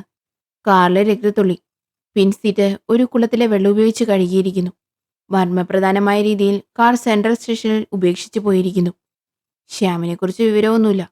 ഈ സാഹചര്യത്തിൽ ശ്യാം കൊല്ലപ്പെട്ടെന്നും മൃതദേഹം എവിടെ ഉപേക്ഷിക്കപ്പെട്ടെന്നും ഉറപ്പല്ലേ സർ? ശരി, ആ കാറ് കൊണ്ടിട്ട വെള്ള ഷർട്ട് ധരിച്ച ആളെക്കുറിച്ച് വല്ല വിവരവും കിട്ടിയോ? ഇല്ല സർ. ഇനി ഏത് രീതിയിൽ കേസ് മുന്നോട്ട് കൊണ്ടുപോകാനാണ് നിങ്ങൾ ഉദ്ദേശിക്കുന്നത്? അവൻ കാറ് കഴുകിയത് ഒരു കുളത്തിലാണെന്ന് മനസ്സിലായിട്ടുണ്ടല്ലോ. ആ കുളത്തിലെ വെള്ളാണ് കുറച്ച് ആ പെട്രോൾ ക്യാനിലുണ്ടായിരുന്നേ. അത് വെച്ച് ഗവേഷണം നടത്തിയ റിപ്പോർട്ട് അനുസരിച്ച് പായൽ പിടിച്ച ആ കുളത്തിനടുത്ത് ഒരു തോൾ സംസ്കരണ യൂണിറ്റ് പ്രവർത്തിക്കുന്നുണ്ടാകണം സർ. ചെന്നൈയിൽ 3 സ്ഥലങ്ങളിൽ അത്തരം യൂണിറ്റുകളുണ്ട്. അതിനടുത്തായി കുളങ്ങളുമുണ്ട്. ആ 3 കുളങ്ങളിൽ നിന്നും വെള്ളത്തിന്റെ സാമ്പിൾ എടുത്ത് അയച്ചിട്ടുണ്ട്. പെട്രോൾ ക്യാനിലെ വെള്ളം ഏത് സാമ്പിളുമായാണ് യോജിക്കുന്നതെന്ന് നോക്കാൻ പറഞ്ഞിട്ടുണ്ട്. അദ്ദേഹം ഇത് പറഞ്ഞുകൊണ്ടിരിക്കുമ്പോൾ ടെലഫോൺ ബെല്ലടിച്ചു. Hello, inspector Jayaseelan please. ജയശീലനാണ് സംസാരിക്കുന്നത്. ഞാൻ ഫോറൻസിക് ലാബിൽ നിന്ന് ദേവരാജനാണ് സംസാരിക്കുന്നത്. ആ പറയൂ സർ. നിങ്ങൾ 3 വാട്ടർ സാമ്പിളുകൾ അയച്ചിരുന്നല്ലോ. അതിൽ സാമ്പിൾ ബി പെട്രോൾ ക്യാനിലെ വെള്ളവുമായി കൃത്യമായി യോജിക്കുന്നു.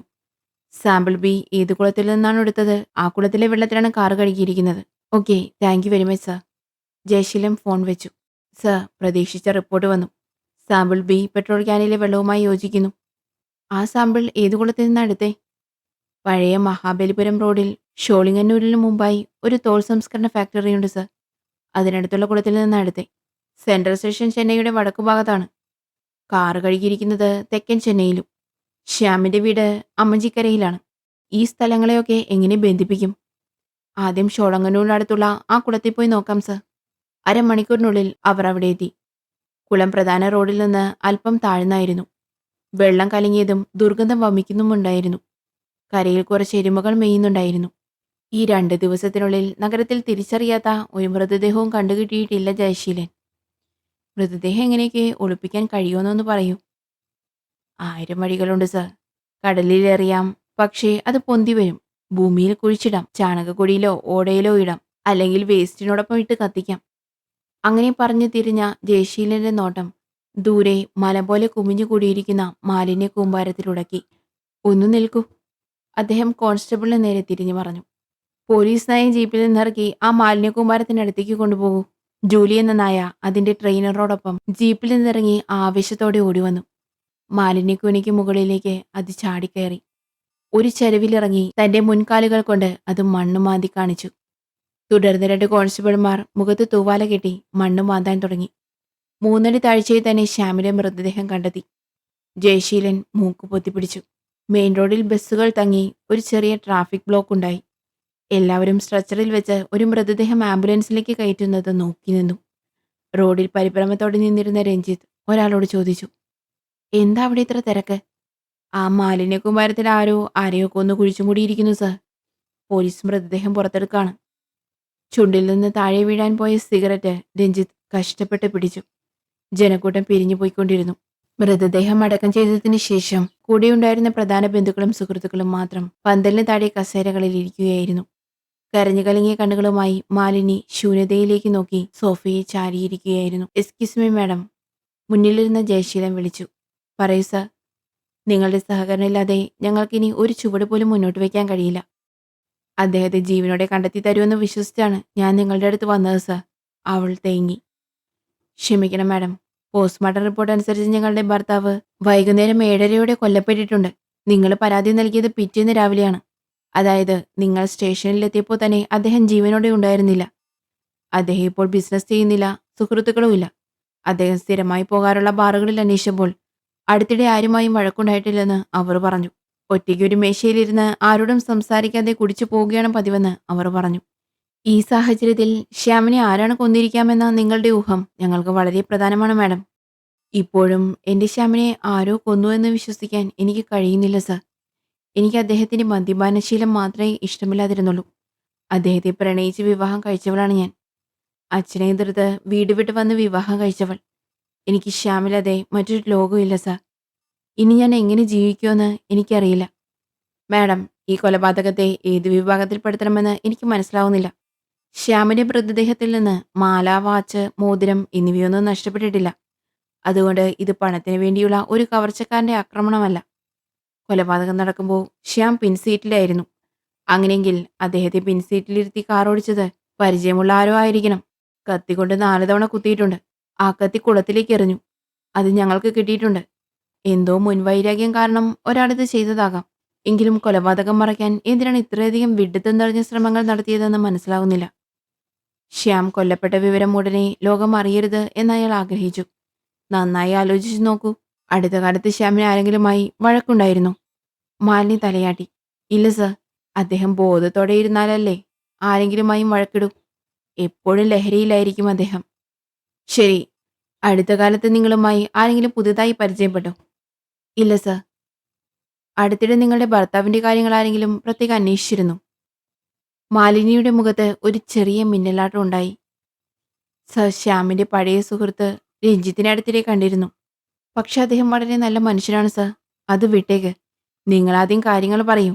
അദ്ദേഹത്തിന് മേലെ സംശയിക്കാൻ ഒന്നുമില്ലെങ്കിൽ ഞങ്ങൾ ലിസ്റ്റിൽ നിന്ന് ഒഴിവാക്കാം." "ആരാണ് ഈ രഞ്ജിത്ത്?" "ബോംബെയിൽ ഞാനും ശ്യാമും ഈ രഞ്ജിത്തും ഒരേ കോളേജിൽ പഠിച്ചവരാണ് സർ. അന്ന് ഞാനും ശ്യാമും പ്രണയിച്ചപ്പോൾ ഞങ്ങളെ സഹായിച്ചിരുന്നത് രഞ്ജിത്താണ്. വീട് വിട്ട് വന്ന് ഞങ്ങൾ ഒളിച്ചോടി വിവാഹം കഴിക്കാനും അദ്ദേഹം സഹായിച്ചു. രജിസ്റ്റർ ഓഫീസിൽ സാക്ഷി ഒപ്പിട്ട 2 പേരിൽ ഒരാൾ അദ്ദേഹമായിരുന്നു." "അദ്ദേഹം ചെന്നൈയിൽ തന്നെയാണ് ഉള്ളത്?" "അതെ സർ.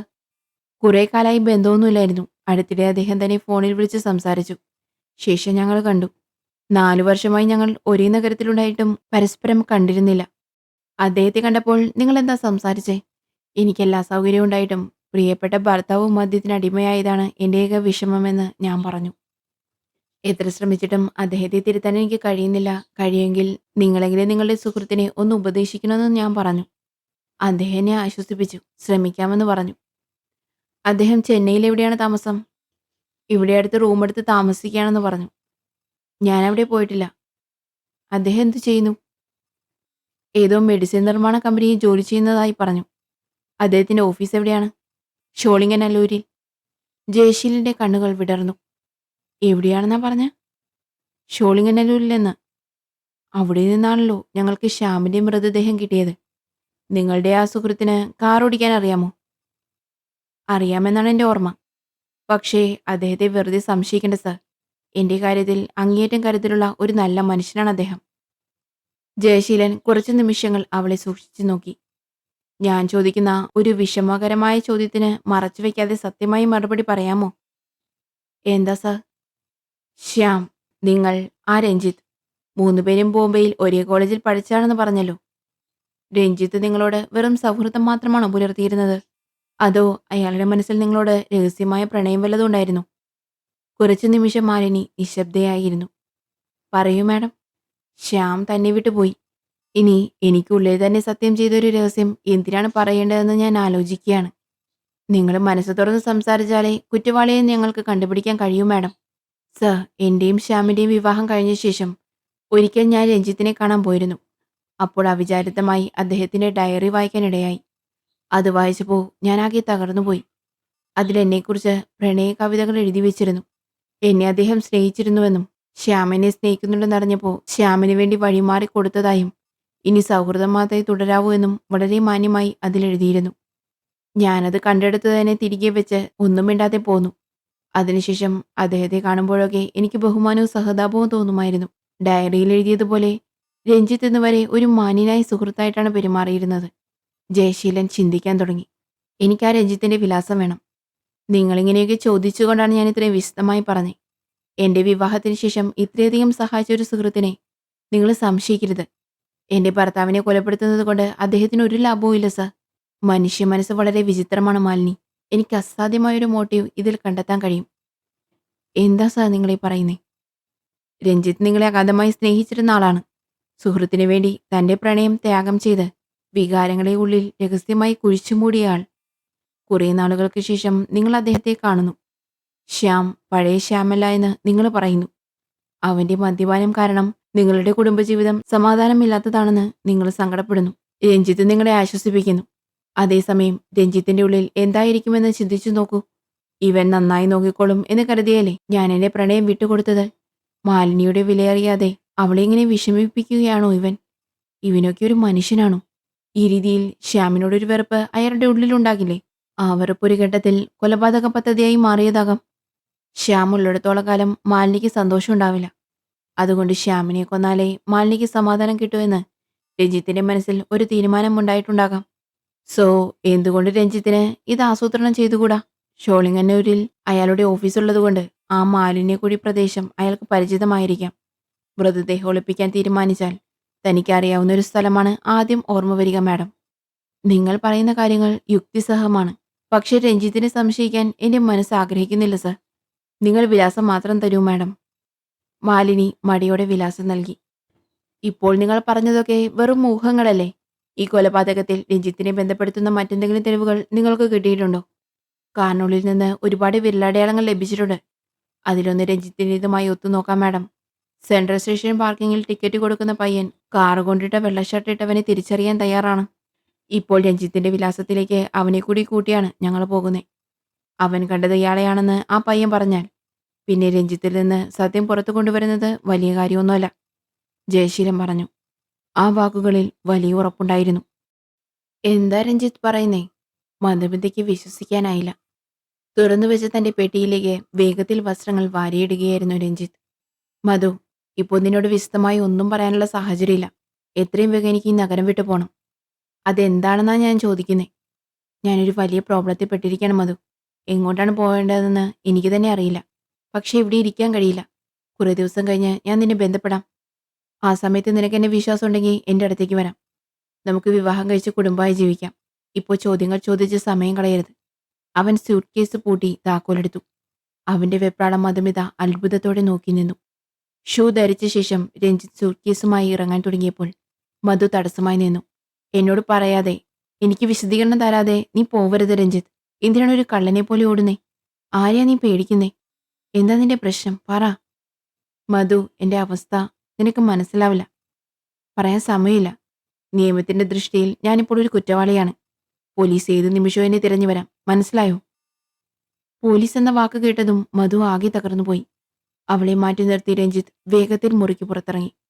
റോഡിലെത്തി ഒരു ഓട്ടോ വിളിച്ചു. മുറിയിൽ തരിച്ചിരുന്ന മധു പെട്ടെന്ന് ശബ്ദം കേട്ട് തിരിഞ്ഞു നോക്കി. ജയശീലനും കോൺസ്റ്റബിൾമാരും ഉള്ളിലേക്ക് കടന്നു വന്നു. ഹലോ, നിങ്ങൾ ആരാണ്? ഈ മുറിയിലുള്ള രഞ്ജിത്ത് എവിടെ എന്ന് ജയശീലൻ ചോദിച്ചു. മേശപ്പുറത്തിരുന്ന രഞ്ജിത്തിന്റെ ഫോട്ടോ നോക്കിയ ശേഷം പാർക്കിംഗ് ടിക്കറ്റ് കൊടുക്കുന്ന പയ്യൻ പറഞ്ഞു, സർ, ഇയാൾ തന്നെ. വെള്ളം മാരുതി കൊണ്ടിട്ടത് ഇയാൾ തന്നെയാണ് എന്ന് ആവേശത്തോടെ പറഞ്ഞു. ജയശീലൻ മധുമിതയുടെ അടുത്തെത്തി. നിങ്ങളോടാ ചോദിച്ചത് രഞ്ജിത്ത് എവിടെ? എന്റെ പേര് മധുമിത. രഞ്ജിത്തുമായി എനിക്ക് അടുത്ത ബന്ധമുണ്ട്. I love him. നിങ്ങൾ എന്തിനാണ് രഞ്ജിത്തിനെ തിരഞ്ഞു വന്നതെന്ന് പറയൂ സർ. രഞ്ജിത്ത് തന്റെ സുഹൃത്ത് ശ്യാമിനെ കൊലപ്പെടുത്തിയിരിക്കുന്നു. അയാളെ അറസ്റ്റ് ചെയ്യണം. മൈ ഗോഡ്, അവൾ നെറ്റിയിൽ കൈവച്ചു. രഞ്ജിത്ത് എങ്ങോട്ടാണ് പോയതെന്ന് നിങ്ങൾക്കറിയാമോ? നിങ്ങൾ പറയാതെ മറച്ചു വെച്ചാൽ ലേഡി ഓഫീസറെ കൊണ്ട് സ്റ്റേഷനിൽ വെച്ച് വിചാരണ ചെയ്യേണ്ടി വരും മാഡം. മധുമിത ഭയന്നു പോയി. സർ, എനിക്ക് വലിയ ആശയക്കുഴപ്പമുണ്ട്. കുറച്ചു മുമ്പ് ഞാൻ രഞ്ജിത്തിനെ കാണാൻ വന്നതാണ്. അദ്ദേഹം സ്യൂട്ട്കേസിൽ വസ്ത്രങ്ങളൊക്കെ നിറച്ച് യാത്രയ്ക്കൊരുങ്ങുകയായിരുന്നു. ഞാൻ നിർബന്ധിച്ച് ചോദിച്ചപ്പോൾ താൻ നിയമത്തിന്റെ കണ്ണിൽ കുറ്റവാളിയാണെന്നും പോലീസ് തന്നെ തിരഞ്ഞു വരുമെന്നും അതുകൊണ്ട് നഗരം വിടുകയാണെന്നും പറഞ്ഞു. വിശദമായി ഒന്നും പറയാതെ ഇപ്പോൾ ഇറങ്ങിയതേയുള്ളൂ. എങ്ങോട്ടാ പോകുന്നതെന്ന് പറഞ്ഞു. അറിയില്ല, ഒന്നും പറഞ്ഞില്ല സർ. ജയശീലൻ വേഗത്തിൽ ജീപ്പിനടുത്തേക്ക് വന്ന് വയർലെസ് ഓൺ ചെയ്ത് നിർദ്ദേശങ്ങൾ നൽകി. ജയശീലൻ ഒരു സിഗരറ്റ് കത്തിച്ചു. അടുത്ത ദിവസം ലോക്കപ്പിന്റെ വാതിൽ തുറക്കാൻ പറഞ്ഞ് അദ്ദേഹം ഉള്ളിലേക്ക് കയറി. ചുവരിൽ ചാരിയിരുന്നിരുന്ന രഞ്ജിത്ത് പതുക്കെ എഴുന്നേറ്റു. എന്താ രഞ്ജിത്ത്, ഞാൻ പറഞ്ഞതൊക്കെ ആലോചിച്ചോ? വധശിക്ഷ തന്നെ അനുഭവിക്കണമെന്നാണോ തീരുമാനം? അതോ സത്യം സംബന്ധിച്ച് കരുണ കാട്ടി അത് ജീവപര്യന്തമായി കുറയ്ക്കണമെന്നുണ്ടോ? രഞ്ജിത്ത് ഒന്നും മിണ്ടിയില്ല. ഒരു കൊലപാതകം നടത്തിയിട്ട് രക്ഷപ്പെടുക അത്ര എളുപ്പമല്ല. നീ എന്തിനാണ് ഈ കൊല ചെയ്തത്, എങ്ങനെയാണ് ചെയ്തതെന്നതിനെക്കുറിച്ച് ഞങ്ങൾക്ക് വ്യക്തമായ ബോധ്യമുണ്ട്. ഞങ്ങൾക്കിനി നിന്റെ കുറ്റസമ്മത മൊഴി മാത്രമേ ആവശ്യമുള്ളൂ. രഞ്ജിത്ത് ജയശീലന്റെ മുഖത്തേക്ക് ഉറ്റുനോക്കി. അവൻ ചുണ്ടുകൾ നനച്ചു. പറയൂ, സാവധാനം പറ. സർ, ഞാൻ നന്നായി ചിന്തിച്ച് ഒരു തീരുമാനത്തിലെത്തി. വെരി ഗുഡ്, പറയൂ. എന്റെ ജീവിതത്തിൽ ഒരു പ്രണയമില്ലായിരുന്നെങ്കിൽ ഞാൻ നിങ്ങൾ ചോദിക്കാതെ തന്നെ കുറ്റം സമ്മതം നടത്തുമായിരുന്നു. എന്നെ പൂർണ്ണമായി വിശ്വസിച്ച മധുമിതയെ ചതിക്കാൻ എനിക്ക് താല്പര്യമില്ല. എനിക്ക് ശിക്ഷ കിട്ടിയാൽ അതെന്റെ ജീവിതത്തെ മാത്രമല്ല അവളുടെ ജീവിതത്തെയും ബാധിക്കും. അതുകൊണ്ട് സത്യം പറയാം, ഈ കൊലപാതകം ഞാൻ ചെയ്തതല്ല. ജയശീലൻ അമ്പരന്നു. എന്നാൽ അത് മറച്ചു വെച്ച് എന്താ നീ പറയുന്നേ എന്ന് വിശ്വസിക്കാതെ ചോദിച്ചു. അതെ സർ, ശ്യാമിന്റെ മൃതദേഹം ഒളിപ്പിച്ചു എന്ന കാര്യം മാത്രമാണ് ഞാൻ ചെയ്തത്. ഞാൻ കൊല ചെയ്തിട്ടില്ല. വിശദമായി പറയൂ. സർ, സംഭവം നടന്ന അന്ന് രാത്രി 7:45 ആയിട്ടുണ്ടാവും സർ. എനിക്ക് ഫോൺ വന്നിട്ടുണ്ടെന്ന് മാനേജറുടെ മുറിയിൽ നിന്ന് ഒരാൾ വന്ന് പറഞ്ഞു. ഞാൻ പോയി സംസാരിച്ചു. വിളിച്ചത് മാലിനിയാണ്. അവൾക്ക് വളരെ അടിയന്തരമായി എന്റെ സഹായം വേണമെന്നും ഞാൻ ഉടനെ പുറപ്പെട്ട് ബെസൻ നഗർ ബീച്ചിൽ വന്ന് അവളെ കാണണമെന്നും പറഞ്ഞു. ഞാനും ശരിയെന്ന് പറഞ്ഞ് ഉടനെ പുറപ്പെട്ടു. ബീച്ചിൽ വളരെ പരിഭ്രമത്തോടെ അവൾ എനിക്ക് വേണ്ടി കാത്തിരിക്കുകയായിരുന്നു. ഞാൻ കാര്യം തിരക്കി. ശ്യാമിന് അവളോട് എന്തോ മനസ്സ് തുറന്ന് സംസാരിക്കണമെന്ന് പറഞ്ഞ് കടൽ തീരത്തേക്ക് അവളെ കാറിൽ കൂട്ടിക്കൊണ്ടുവന്നതാണത്രേ. രണ്ടുപേരും കാറിന്റെ പിൻസീറ്റിലിരുന്ന് സംസാരിക്കുകയായിരുന്നു. അപ്പോൾ മാലിനി അവനെ ചതിച്ച് പലരുമായി നടക്കുകയാണെന്ന് അവൻ പറഞ്ഞു കുറ്റപ്പെടുത്തി. അവളത് നിഷേധിച്ചുകൊണ്ടിരുന്നു. വാക്ക് തർക്കം മൂത്തപ്പോ അവൻ അവളെ അടിക്കുകയും കഴുത്ത് ഞെരിക്കാൻ തുടങ്ങുകയും ചെയ്തു. അപ്പോൾ അവൾ തന്റെ ബാഗിൽ ആത്മരക്ഷയ്ക്കായി വെച്ചിരുന്ന കത്തിയെടുത്ത് ആവേശത്തിൽ ശ്യാമിനെ മാറി മാറി കുത്തി. മിനിറ്റുകൾക്കുള്ളിൽ അവൻ മരിച്ചു. സംഭവിച്ചതെന്താണെന്ന് അവൾക്ക് മനസ്സിലാക്കാൻ തന്നെ കുറച്ച് സമയമെടുത്തു. ആ സാഹചര്യത്തിൽ എന്തു ചെയ്യണമെന്നറിയാതെയാണ് അവൾ എന്നെ വിളിച്ചത്. നിങ്ങൾ എന്താ പറയുന്നത് രഞ്ജിത്ത്? ഒരു കൊലപാതകം ചെയ്തു പോയല്ലോ എന്നോർത്ത് എനിക്ക് മാലിനിയോട് ദേഷ്യം തോന്നിയില്ല സർ. കാരണം ശ്യാം ഒരു മൃഗാണ്. കൊല്ലപ്പെടേണ്ടവൻ തന്നെയാണ്. കോടിക്കണക്കിന് രൂപയുടെ സ്വത്ത് മോഹിച്ചാണ് അവൻ അവളെ പ്രണയിച്ചത്. വീട്ടുകാരെ എതിർത്ത് വിവാഹം കഴിച്ചാലും പിന്നീട് അച്ഛനുമായി ഇണങ്ങി മാലിനിയിലൂടെ ആ സ്വത്തെല്ലാം തനിക്ക് കിട്ടുമെന്ന് അവൻ കണക്കുകൂട്ടി. പക്ഷേ അവളുടെ അച്ഛൻ അവസാന നിമിഷം വരെ തന്റെ ദേഷ്യത്തിൽ നിന്നും മാറിയില്ല. അദ്ദേഹം തന്റെ സ്വത്തുക്കളെല്ലാം അനാഥാലയങ്ങൾക്കായി വീതം വെച്ച് വിൽപ്പത്രം എഴുതിയിട്ടും മരിച്ചു. ചീട്ടുകളിലും മദ്യപാനത്തിലും കുടുങ്ങിക്കിടന്നിരുന്ന ശ്യാമിന് ഇത് വലിയൊരു ആഘാതമായി. ഈ വലിയ മാറ്റം മാലിന്യോടുള്ള വെറുപ്പായി മാറി. അവൻ അവളെ പീഡിപ്പിക്കാൻ തുടങ്ങി. അടിയും തൊഴിയുമായി നരകതുല്യമായ ജീവിതമാണ് അവൾ അനുഭവിച്ചത്. മാലിനിയുടെ ശരീരം മുഴുവൻ അവൻ സിഗരറ്റ് കൊണ്ട് പൊള്ളിച്ചിട്ടുണ്ട്. അവളെ എല്ലാവരുമായി ചേർത്ത് സംശയിച്ച് വാക്കുകൾ കൊണ്ട് കൊന്നിട്ടുണ്ട് സർ. ഇങ്ങനെയുള്ളൊരു മനുഷ്യമൃഗത്തെ മാലിനി കൊന്നതിൽ തെറ്റില്ലെന്ന് എനിക്ക് തോന്നി. അതുകൊണ്ട് അവൾ അനുഭവിച്ച കഷ്ടപ്പാടുകൾ മതി ഇനി നിയമം വഴി കഷ്ടപ്പെടണ്ട എന്ന് ഞാൻ കരുതി. നിങ്ങൾ രണ്ടുപേരും കാറിൽ ബീച്ചിലേക്ക് വന്നത് ആരെങ്കിലും കണ്ടോ എന്ന് ഞാൻ അവളോട് ചോദിച്ചു. ഇല്ലെന്ന് അവള് പറഞ്ഞു. അവളോട് വീട്ടിലേക്ക് പൊക്കോളാൻ ഞാൻ പറഞ്ഞു. ഇല്ലെന്ന് അവള് പറഞ്ഞു. ഞാൻ അവളെ വീട്ടിലേക്ക് നിർബന്ധിച്ച് പറഞ്ഞയച്ചു. പിറ്റേന്ന് ഏരിയ പോലീസ് സ്റ്റേഷനിൽ പോയി ഭർത്താവിനെ കാണാനില്ലെന്ന് പരാതി നൽകാൻ പറഞ്ഞു. ശ്യാമിന്റെ മൃതദേഹം ഒളിപ്പിക്കേണ്ടത് എന്റെ ഉത്തരവാദിത്തമാണെന്ന് ഞാൻ ഏറ്റു. അവളെ പറഞ്ഞയച്ച ശേഷം ഞാൻ കാറെടുത്ത് നഗരത്തിലേക്ക് കടന്നു. മഴയും പെയ്തു തുടങ്ങി. ചവറുകൂനയ്ക്കുള്ളിൽ ഒളിപ്പിച്ചാൽ ശരീരം വേഗം ചീഞ്ഞഴുകി തിരിച്ചറിയാൻ കഴിയില്ലെന്ന് എനിക്ക് തോന്നി. അങ്ങനെ തന്നെ ചെയ്തു.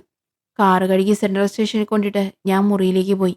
ഒന്നും സംഭവിക്കാതെ എല്ലാം ഭംഗിയായി ചെയ്തെന്നാണ് ഞാൻ കരുതിയത്. പക്ഷെ നിങ്ങൾ ബുദ്ധിപരമായി മൃതദേഹം കണ്ടെത്തി. ഓഫീസിൽ നിന്ന് വരുമ്പോൾ ഞാനത് കണ്ടായിരുന്നു. എനിക്ക് ഭയമായി. സഹായിക്കാൻ പോയ ഞാൻ തന്നെ കുറ്റവാളിയായി മാറുമെന്ന് പേടിച്ച് ഞാൻ നഗരം വിടാൻ തീരുമാനിച്ചു. അത് നടപ്പിലാക്കുന്നതിന് മുൻപ് ബസ് സ്റ്റാൻഡിൽ വെച്ച് നിങ്ങൾ എന്നെ പിടികൂടി. ഇതാണ് സത്യം. മാലിനി ആത്മരക്ഷാർത്ഥമാണ് കൊല ചെയ്തത്. അവളെ സഹായിക്കാനാണ് ഞാൻ മൃതദേഹം ഒളിപ്പിച്ചത്. അതിനുള്ള ശിക്ഷ അനുഭവിക്കാൻ ഞാൻ തയ്യാറാണ് സാർ. നീ പറയുന്നത് സത്യമാണോ എന്ന് മാലിനിയെ ചോദ്യം ചെയ്താലേ എനിക്ക് തീരുമാനത്തിലെത്താൻ കഴിയൂ. ശ്യാം ഒരു മൃഗത്തെ പോലെയാണ് പെരുമാറിയതെന്ന് നിനക്കെങ്ങനെ അറിയാം രഞ്ജിത്ത്? എല്ലാം മനസ്സ് തുറന്ന് മാലിനി തന്നെ എന്നോട് പറഞ്ഞതാണ്. ഞങ്ങൾ ഒരിക്കൽ പനകൽ പാർക്കിൽ വെച്ച് കണ്ടിരുന്നു. അന്ന് സംസാരിച്ചതാണ്. ഓ, നീ പറഞ്ഞത് സത്യമാണോ എന്ന് ഞാൻ അന്വേഷിച്ചിട്ട് പറയാം. അദ്ദേഹം തന്റെ തൊപ്പി ശരിയാക്കി മീശ ഒന്ന് തടവി. ആവേശത്തോടെ നിന്ന മാലിനിയെ അദ്ദേഹം നോക്കി. നോൺസെൻസ്, മാലിനി പറഞ്ഞു. ഞാനില്ലേ ശ്യാമിനെ കൊന്നെന്നോ? മൃതദേഹം ഒളിപ്പിക്കാൻ സഹായിക്കാൻ രഞ്ജിത്തിനെ വിളിച്ചെന്നോ? ശ്യാമിന് എന്നെ സംശയമായിരുന്നെന്നോ? ഇതൊക്കെ വെറും ഭ്രാന്താണ് സർ, വെറും ഭാവന. രഞ്ജിത്ത് പറയുന്നത് യുക്തിസഹമാണല്ലോ മാലിനി. അമ്മായപ്പന്റെ സ്വത്ത് കിട്ടിയില്ലെന്ന ദേഷ്യത്തിൽ ശ്യാം നിങ്ങളെ പീഡിപ്പിച്ചിരുന്നു. ആ ദേഷ്യം നിങ്ങളുടെ മനസ്സിലുണ്ടാകുമല്ലോ. എന്റെ അച്ഛന്റെ സ്വത്ത് കിട്ടിയില്ലെന്ന് പറഞ്ഞ ശ്യാമിന് നിരാശയോ? ഇതെന്ത് പുതിയ കഥയാണ് സർ? അച്ഛൻ മരിക്കുമ്പോൾ സ്വത്തുക്കളെല്ലാം അനാഥാലയങ്ങൾക്ക് എഴുതി വെച്ചു എന്നല്ലേ മാലിനി പറഞ്ഞത്? ആര് പറഞ്ഞു അങ്ങനെയൊക്കെ? ബോംബെയിലുള്ള എൻ്റെ അച്ഛന്റെ സ്വത്തുക്കൾ മുഴുവൻ എനിക്കാണ് ലഭിച്ചത്. അതിൽ ഭൂരിഭാഗവും ഞാൻ വാടകയ്ക്ക് കൊടുത്തിരിക്കുകയാണ്. മാസം 1,00,000-ലധികം വാടക കിട്ടുന്നുണ്ട്. അതിലാണ് എൻ്റെ കുടുംബം നടന്നു പോകുന്നത്.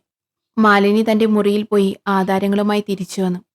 നോക്കൂ, സ്വത്തെല്ലാം ആരുടെ പേരിലാണെന്ന് നോക്ക്. ഈ എഗ്രിമെന്റ് കണ്ടു.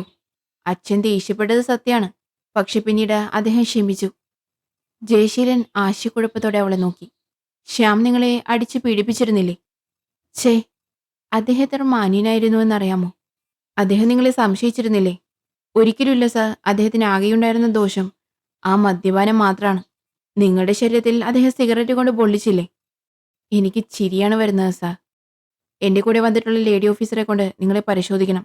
സഹകരിക്കാമോ? തീർച്ചയായും സർ. ലേഡി സബ് ഇൻസ്പെക്ടർ മാലിനിയെ കൂട്ടി അടുത്ത മുറിയിൽ പോയി പരിശോധിച്ച് തിരിച്ചു വന്നു. നോ സർ, ഇവരുടെ ശരീരത്തിൽ സിഗരറ്റ് പൊള്ളലേറ്റ പാടുകളൊന്നുമില്ല. അങ്ങനെയെങ്കിൽ രഞ്ജിത്ത് വളരെ ഭംഗിയായി കള്ളം പറഞ്ഞിരിക്കുന്നു, ജയശീലൻ പറഞ്ഞു.